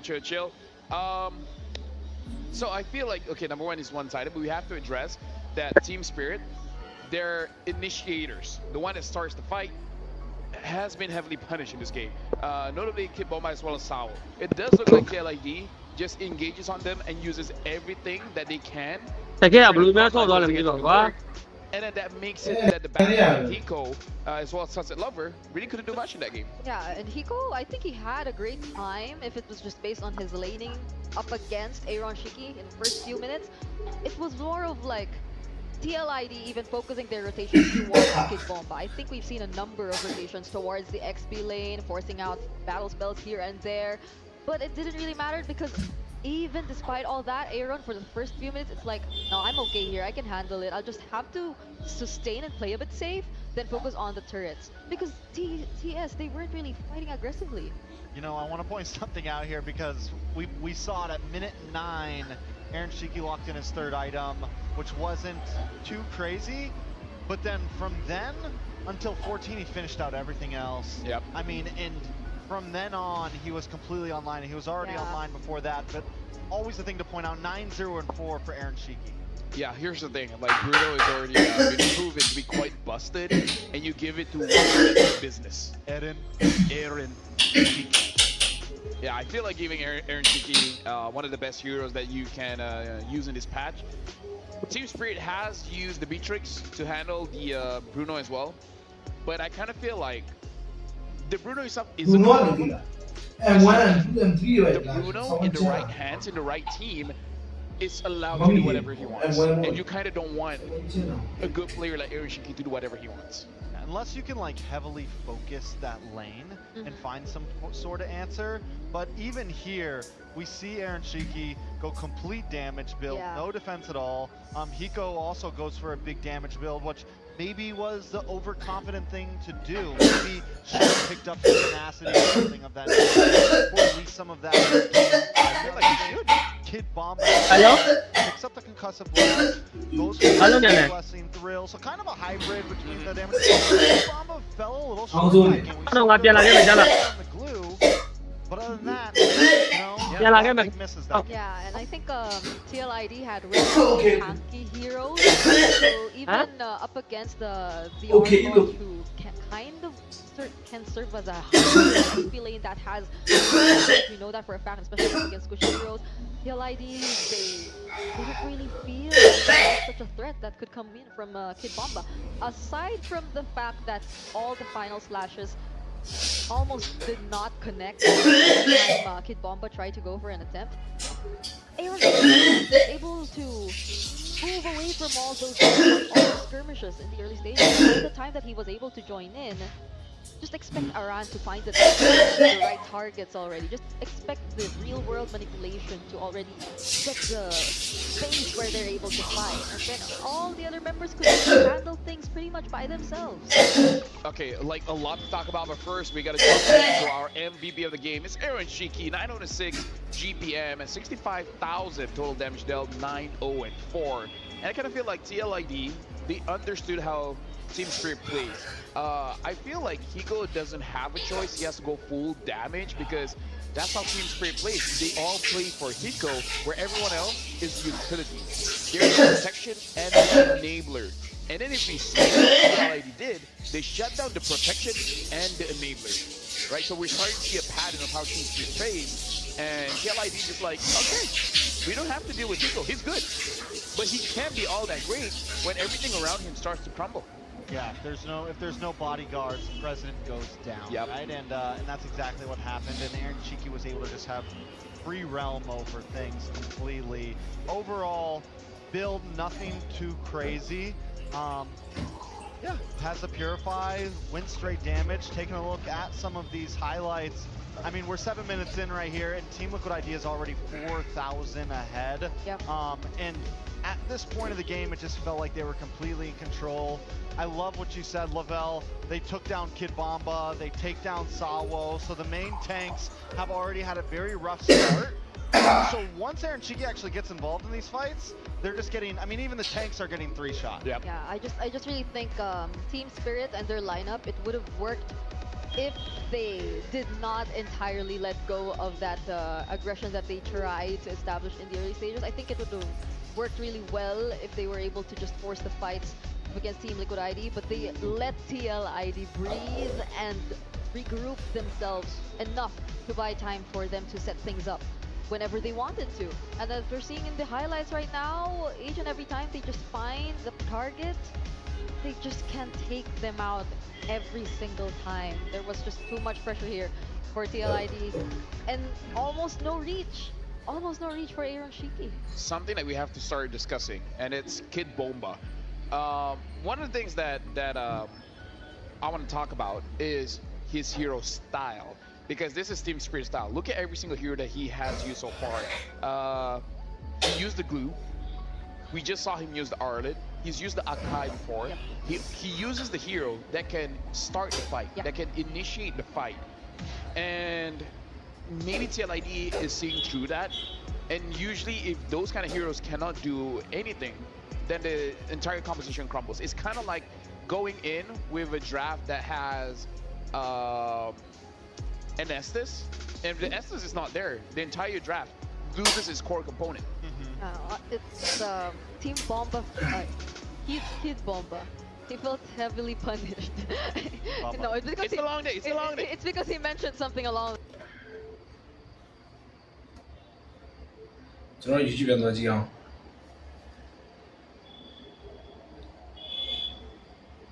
Hey, Vsauce, Michael here. Fine or losing friends, awkwardness nudges us to avoid certain actions in the future and smooth things out when they happen. People who demonstrate self-consciousness when needed are communicating cooperative intentions, which helps them get along well with others. It's no coincidence that brains, susceptible to feeling occasional awkwardness, would become so common. They're successful at cooperating, at social life. Feeling awkward shows that you understand and are keen on smooth social exchanges. Now, too much or too little concern for social rules isn't healthy, but research has found that just the right amount is great. When a person shows remorse or embarrassment or awkward discomfort when appropriate, others perceive them as being more trustworthy and their actions as more forgivable. And it's not just perception. Such individuals also tend to be more objectively pro-social when tested, kinder, more generous. Even when a person is completely oblivious to a faux pas they've committed, awkwardness still arises. People around them can feel uncomfortable. It's called vicarious embarrassment, and it's a function of empathy. the ability to feel what others feel, or will feel when or if they realize what they've just done. The more EEE someone is, that is, easily empathetically embarrassed, the harder it is for them to sit through other people's cringe-inducing moments, even fictional ones like in cringe comedy. Research has found that being more easily empathetically embarrassed does not correlate to being more easily embarrassed yourself. Instead, it's linked to being more empathetic, an important capacity for social creatures to have. Our seemingly counterintuitive attraction to viewing cringy moments, like, say, bad American Idol auditions, is perhaps then just a light form of morbid curiosity. You may think that awkwardness is totally different from physical pain or outright name-calling, but your brain would disagree.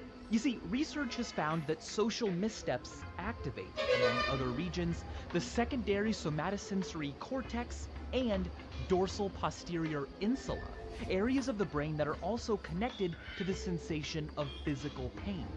Our brains process the breaking of social standards and the breaking of bones through similar neural pathways.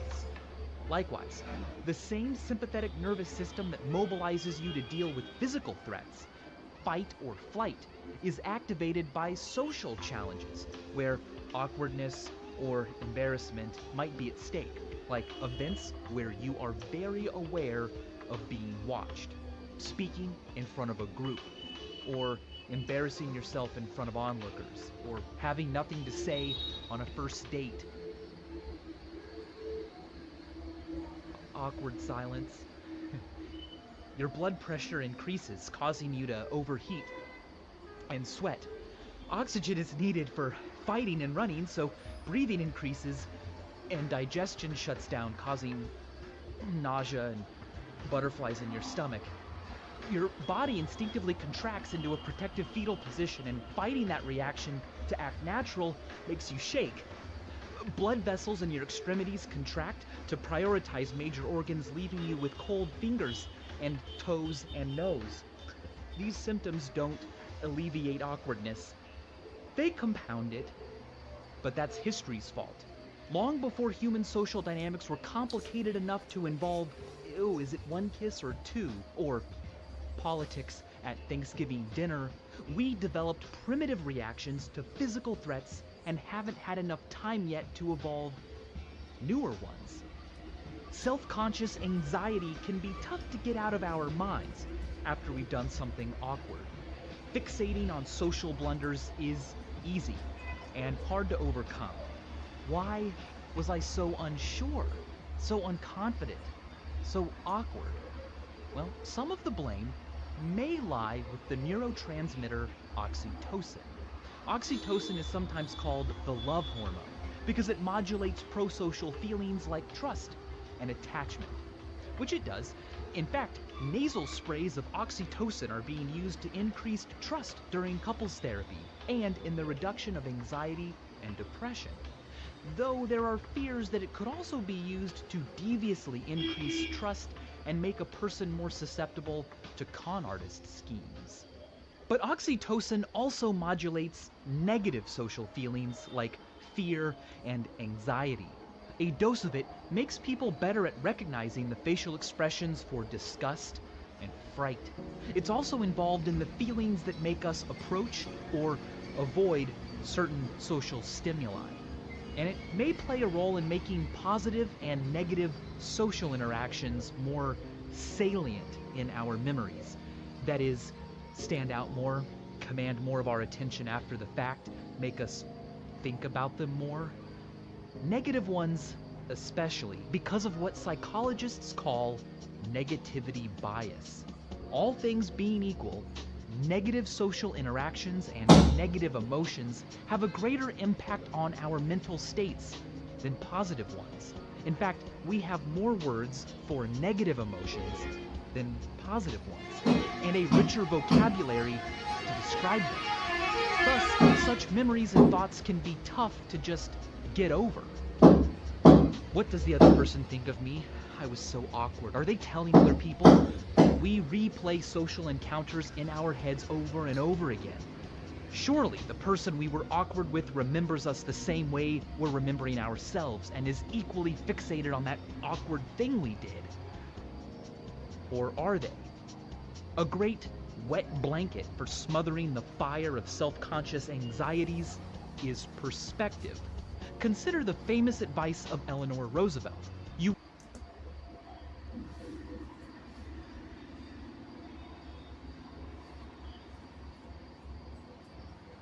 The Hellabana's website for more. Yeah, dude. We need more VCA. We need more Destroyer. I think I hyped this up. He will. You know, it's been. He hyped this up. Oh yeah. All right. Come on. We're professional. We're professional. Oh yeah. It's been a long day. And I just want to thank. I want to thank Destroyer. Are you crying? Are you crying? Yes. You want to thank Destroyer? Thank you. I'm gonna cry too. Oh my god. All right. Don't cry. Celebrating 1.5 billion registered MLBB players from the 6th of December to the 23rd of December. Join the event and complete tasks to get a random epic skin for free. Thank you for your unwavering support. We all love MLBB. You love MLBB? Yes. I love MLB. I love MLBB. You know, several years ago, I'm just glad to be here, man. This is an amazing job to have. Let me just say that. So, what was it several years ago? Let's get back to the game. Full screen quote, Kid Bomba. Yeah, sorry. So he now promised he was going to be #1. Kid Bomba said they are going to be #1. Yep. So we'll see what he has to say here. A renewed spirit. Everyone's been talking about other teams because of their legacy. But why did people stop talking about Team Spirit? Just because of one bad run in MSC? We came into M5 with 2 newcomers and achieved so much, but suddenly all the attention disappeared after MSC. That's why I'm feeling fired up and ready to prove ourselves again. Yeah, I think Team Spirit, like formerly Deus Volt, formerly Unique Devu, they've come a long way, definitely. If we were like to recall their previous standings way back in M1, I mean, I know they've undergone a lot of changes lineup-wise, but then every single M series that they've been in, their rankings seem to keep getting higher. Yeah. And the last one we've seen them was 4th. That was the Dark Horse run that they've shown us in M5. So the ranking that he set for themselves right now, he mentioned it, they're aiming for top 1. So let's see. One step at a time. If they want to go top 1, they got to take down TLID. And if they're able to take down TLID, is the next match, the next match, the next match. The thing about M6 is there's a lot of matches because this is going to be the final best of 3. After this, it's all going to be best of 5s. And we reach out to CEW, shall we? And said, which team do ID teams need to look out for as the biggest rivals? For team fights, Indonesian teams should keep an eye on Team Spirit and Falcon.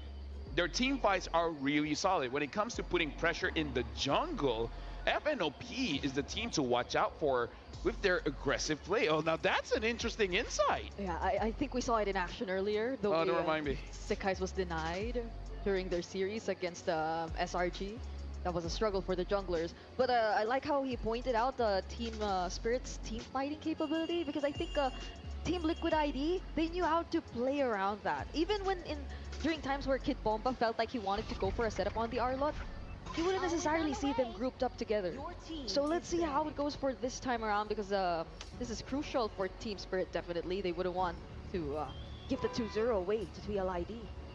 Yeah, I think it's really important for Team Spirit to at least take a game here, right? To at least pull something off and show that they're really here to compete. Team Spirit will be on blue side once again, right? That's back-to-back blue sides right there. They decide to take this where so many teams have been favoring the red side. Maybe they do ban out the Bruno this time, so there's the change-up. They don't want to play for it. My guess is they really want that Suyo, but they don't want to have to sacrifice something in exchange. It's back to the same bans that we've seen earlier, actually. So, Where's our wait, I think this is one of the different. And Sonu Nari to Lagana on this side. Remain as a priority here this for is Team Spirit because it's kind of like exactly the same. No, this is a good. This looks like a bait because TLID they ban out the Joy, and the Joy is good against the Suyo. So it's actually saying, if you guys don't get it, we're gonna get it. But the thing is, now that they take the Suyo, what is the other counter? I'm looking at the likes of Cho. Is that gonna be the other priority here for TLID? I mean, they just played the alpha, right? They just played the alpha, did well with it for TLID. They go for the Eve and the glue once again. I mean, there's no point in changing anything. They still get the steal away from Kid Bomba. It's gonna be TS that has to find the answer here, right? I mean, they've been reserving Kid Bomba's picks always for second base, for last even, for like how many games now in a row, but we've seen how it could go wrong for them in game number 1, when they were just forced to pick up the Arlot and I mean, at the time there was the Khalid still available, I think, but they really went or chose to go for the Arlot. So let's see this time around for Team Spirit. There's the gold lane still available, but do they still want to go for like? I think the Granger's still good. I think the Granger's still really good. They just need to have the right EXP laner in to hold down the front line. And they get the Hilda. We didn't even notice it. Oh, that's huge. Paired up with the Gatot, and now they have. Hiko can play wherever he wants now at this point. Yeah, now it's like it's harder for you to take down the bodies in the front. Though, just saying, Hilda should be in the EXP, but that kind of just changed it a little bit, where Sao is usually the front line and Kid Bomba is the setup for the team. Yeah. So I do see the Hilda going to the EXP, but that's going to be a little bit different. And now the counter, true damage, the Alpha coming in is a good answer towards Team Spirit's lineup. This is so similar to what we've seen earlier. So if they do wanna deny that, even if you, I think actually if you give Hiko any of the gold laners, he'd be pretty much fine. Like in terms of how they just played the earlier rotations for Team Spirit, I think they'll be more capable to give that space and to prioritize the lane here for Hiko at least. But they take out the Sicilian, which I think is clean. I think TLID just continues. They know, they feel comfortable. It's like, whatever, if Hiko gets a different gold laner, we can still try to counterplay. We get last pick here. Let's focus in onto Sunset Lover, because like it or not, Sunset Lover can definitely be a game-changing player. And once again, just like last time, you get rid of some of those late game possibilities. You completely cut off the head of like, oh, if this gets to 20 minutes, it's a guaranteed loss with Sicilian on the field, you know? I feel like if they want to maintain tempo, they should try to consider something with a little bit more damage coming in mid.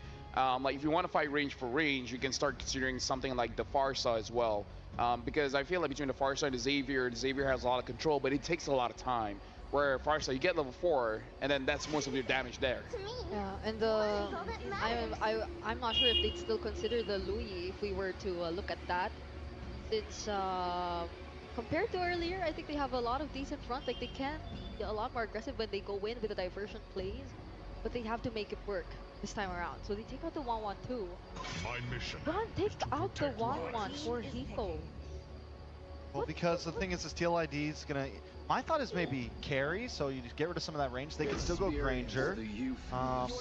They do pick up the Granger, so there's the Granger, and then pretty much the 1-1's the next, like, the only other poke marksman other than the Beatrix, of course, but they definitely want to go into. But Hiko will get his hands on the Beatrix once again. Interesting. So what will be the hero for Sunset Lover? Could go to Luyi again. I mean, I don't think it's bad. The problem is you get so outranged from this Eve. Yeah, I almost want to like Veil. The what? I almost want a Veil. A Veil? Oh, yeah. We saw a Veil before. Yeah, like a little bit longer range. Yeah. I mean, it's not completely out of the question, and it has been working for teams. It's just that whether he uses it or not. The Vexana is open if he wants to pick up the Vexana. Yeah. But I want a little bit more control, a little bit more damage. Yeah, Vexana. Go for the safer bet. Last pick for the side of TLID. Aaron. Still need a roamer. Is the Khalid still good here? Tig. Khalid, you could go what, Khalid roam? I mean, they did in game number 1. It was clearly effective, yeah. Surprisingly, it's just not as good against the taunt and the Hilda. The Khalid might have trouble against the Hilda and the taunt from the Gatot and everything. But what else is there? Time wheel? Edith? Light wheel, Edith. I mean, again, there's a lot of options. Yeah, there's a lot of options. A lot of options. We just go on a list and name every All right, the one that we named. Carmilla. Without the Sicilian. Without the Sicilian. Well, it's going to be very dangerous if the Curse of Blood hits. And then you get hit by Rhapsody. There's a lot here. Thank you very much to the bros, and now we're sending over to the other bros. Yeah, that would have been on my list. That wouldn't have been. The Carmilla locked in here. Thank you for breaking it down, panel. Once again, this is the last look at the lineups here. Mirko, what do we think? It won't be on my list, actually. The Carmilla? Because this is a witty special in Appeal Indonesia when all the other picks are banned out, or if it's not viable up against these opponents, go for the Carmilla, the good old witty man. And hey, Witty the Wise has a Revitalize. It's got the Revitalize too. We'll see if this lineup that Team Spirit is bringing to game 2 will fare better, because they want to make it work to get to game 3. Once again, ladies and gentlemen, welcome to game number 2, Team Spirit versus TLID, the fight to stay in the upper bracket, of course. Again, no teams exactly getting knocked out just yet, but it's match point right now for TLID. And this time, like I said, you know, Team Spirit, they had a rough start in the previous game, and things just kind of got out of control from there. This time around, we'll see how it plays. Look at how this rotation is happening, by the way. Kid Bomba and Sawo staying together. They put the Sunset Lover down to handle and get that XP on the bottom side. Yeah, good damage down here. Back to Kid Bomba. Yeah, you're right. There's going to be a lane swap here, actually. Tenacity is the choice for Aaron Shiki in the gold lane on the Granger. It is the Master Assassin for Hiko on the Beatrix. One shot with a stun. A lot of damage onto Witty. Revitalize already. Aran will just respect the damage here that TS can provide, and it will be the lethal take for one shot. Yeah, one shot's gonna rotate too. Gets the shot off from Fabian. Fabian almost level 4, so once that's online, they actually might go ahead and try to start something. But yeah, interestingly enough, the choice of laning right now from Team Spirit, we'll see if that actually ends up giving them somewhat of an advantage and how long they actually maintain this.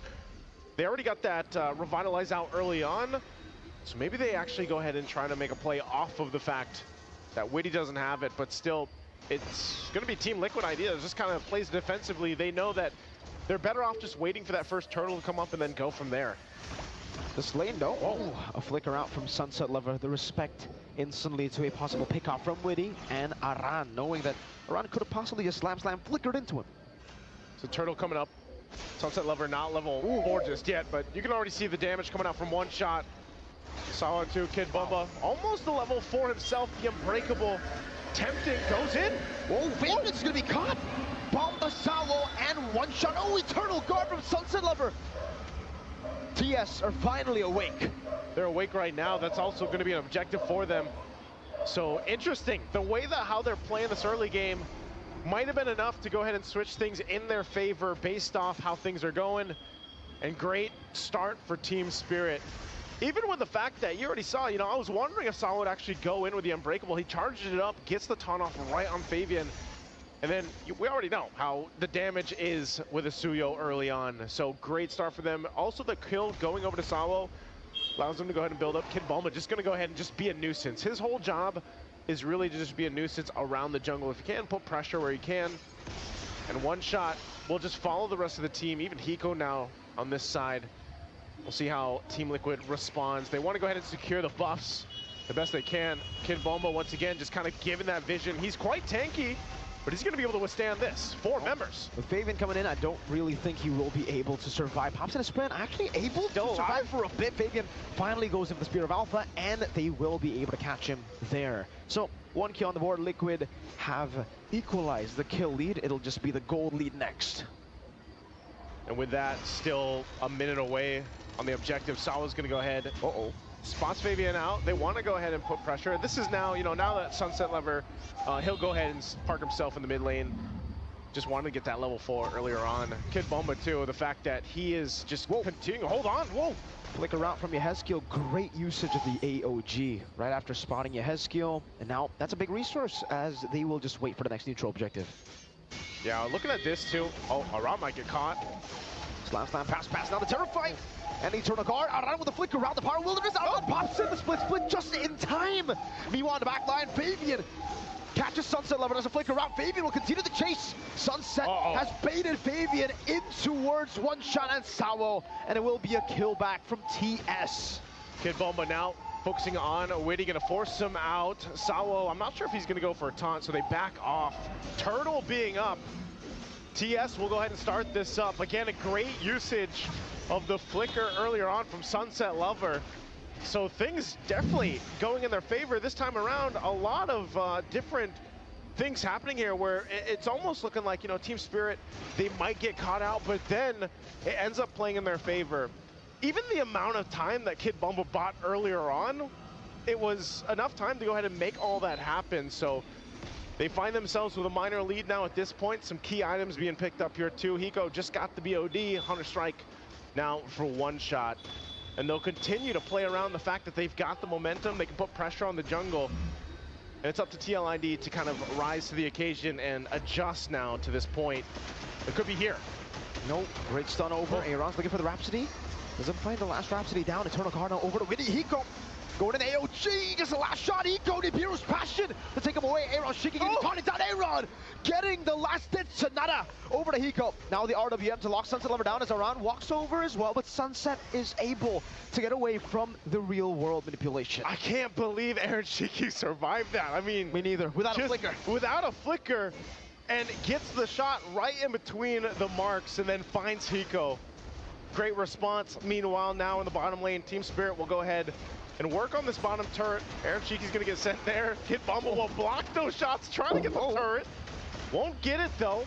Woody might go for this stun, but Kid Bomba gonna be fine on this Hilda, so that turret eventually will go down. It's one hit away. But still, Team Liquid ID showing some fight in them throughout this portion of the game. And adjusting, again, 30 seconds away from the turtle. Kid Bomba will have to hold his own against two there. AOG. Whoa! Puts the Spear of Valor forward. And now he's going to be caught in the bad spot. Sawo, there you go, to chain CC. Fabian taken down to give that kill over to Hiko. Trading right now, 10 seconds on this. TLID in position. That turret down to the bottom did go down, so it was worked on, and now it looks like Kid Bomba is going to go ahead and get that last hit as that turret falls, and now they'll fight for the turtle. RWM over to Sawo. Oh, forward Eternal Guard from Sunset Lover. That was massive. It stopped any way from Liquid actually go in. Fabian's back up, but Yehezkiel has to recall. TS have full control over the neutral objective thanks to Sunset Lover. Literally, that Eternal Guard changed the course of that fight breaking out.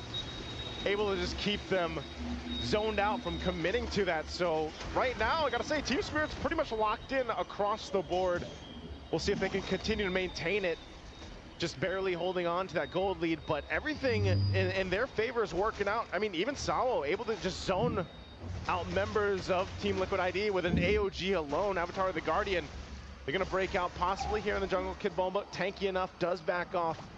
You know, he's nearly, I mean, his only completed item, at least for right now, is the Athena shield, but that's enough, you know, to keep him tanky enough, to keep him healthy enough, and he can rely on Sawo to do the rest. He has the empty Karas, so they're working together here.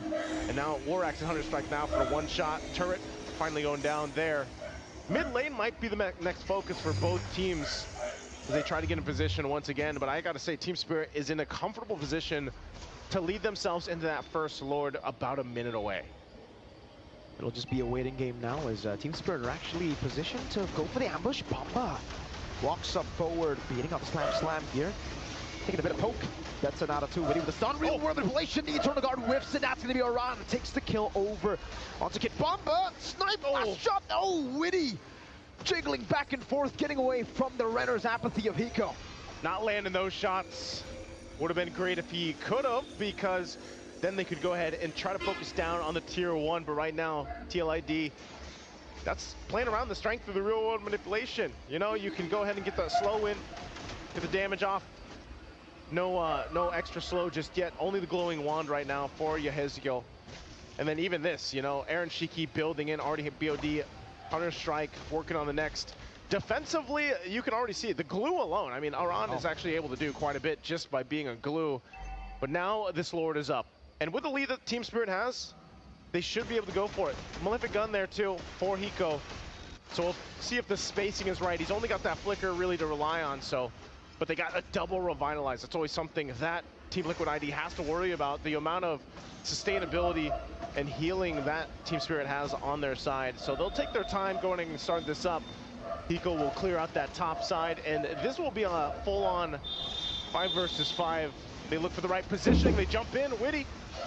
We'll take the Terrify, the Eternal Guard will connect to Aran, the Menace Rage too. It actually clipped Yehezkiel. Half HP taken away, Team Spirit with the resource advantage now. And they will just look to get the Prime in the mid lane. Sunset Lover, that's a Wishing Lantern, a Sea Halberd for Hiko. They know a lot is down already. A lot committed to that, and still it's Salo kind of checking things out. He could jump in if he wants to. The Avatar, the Guardian, Kid Bomba will play that front side too. It's up to them how they want to play around this. But it's more so just a standoff. Either team has multiple options to go with, and it might be better if they focus on the tier 1 turret. Looks like Team Spirit will go ahead and do that, put pressure, open up the map a little bit, but here's the clap back. Terrify down, Aran with a slam, that's an AOG defensively from Sawo. TLID go back towards the neutral objective after clearing the wave in the mid lane. Sawo stunned again.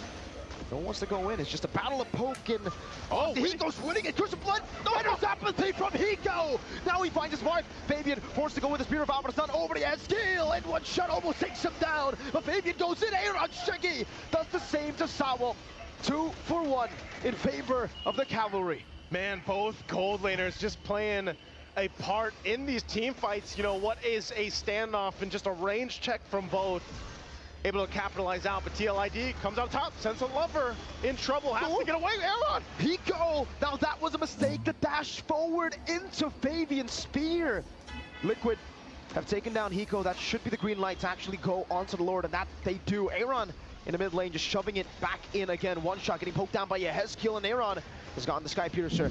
Witty, look at the screen, one shot. Look at his zone him away from this neutral objective, forcing him to use that skill 1, and it will be a free Lord towards Team Liquid ID.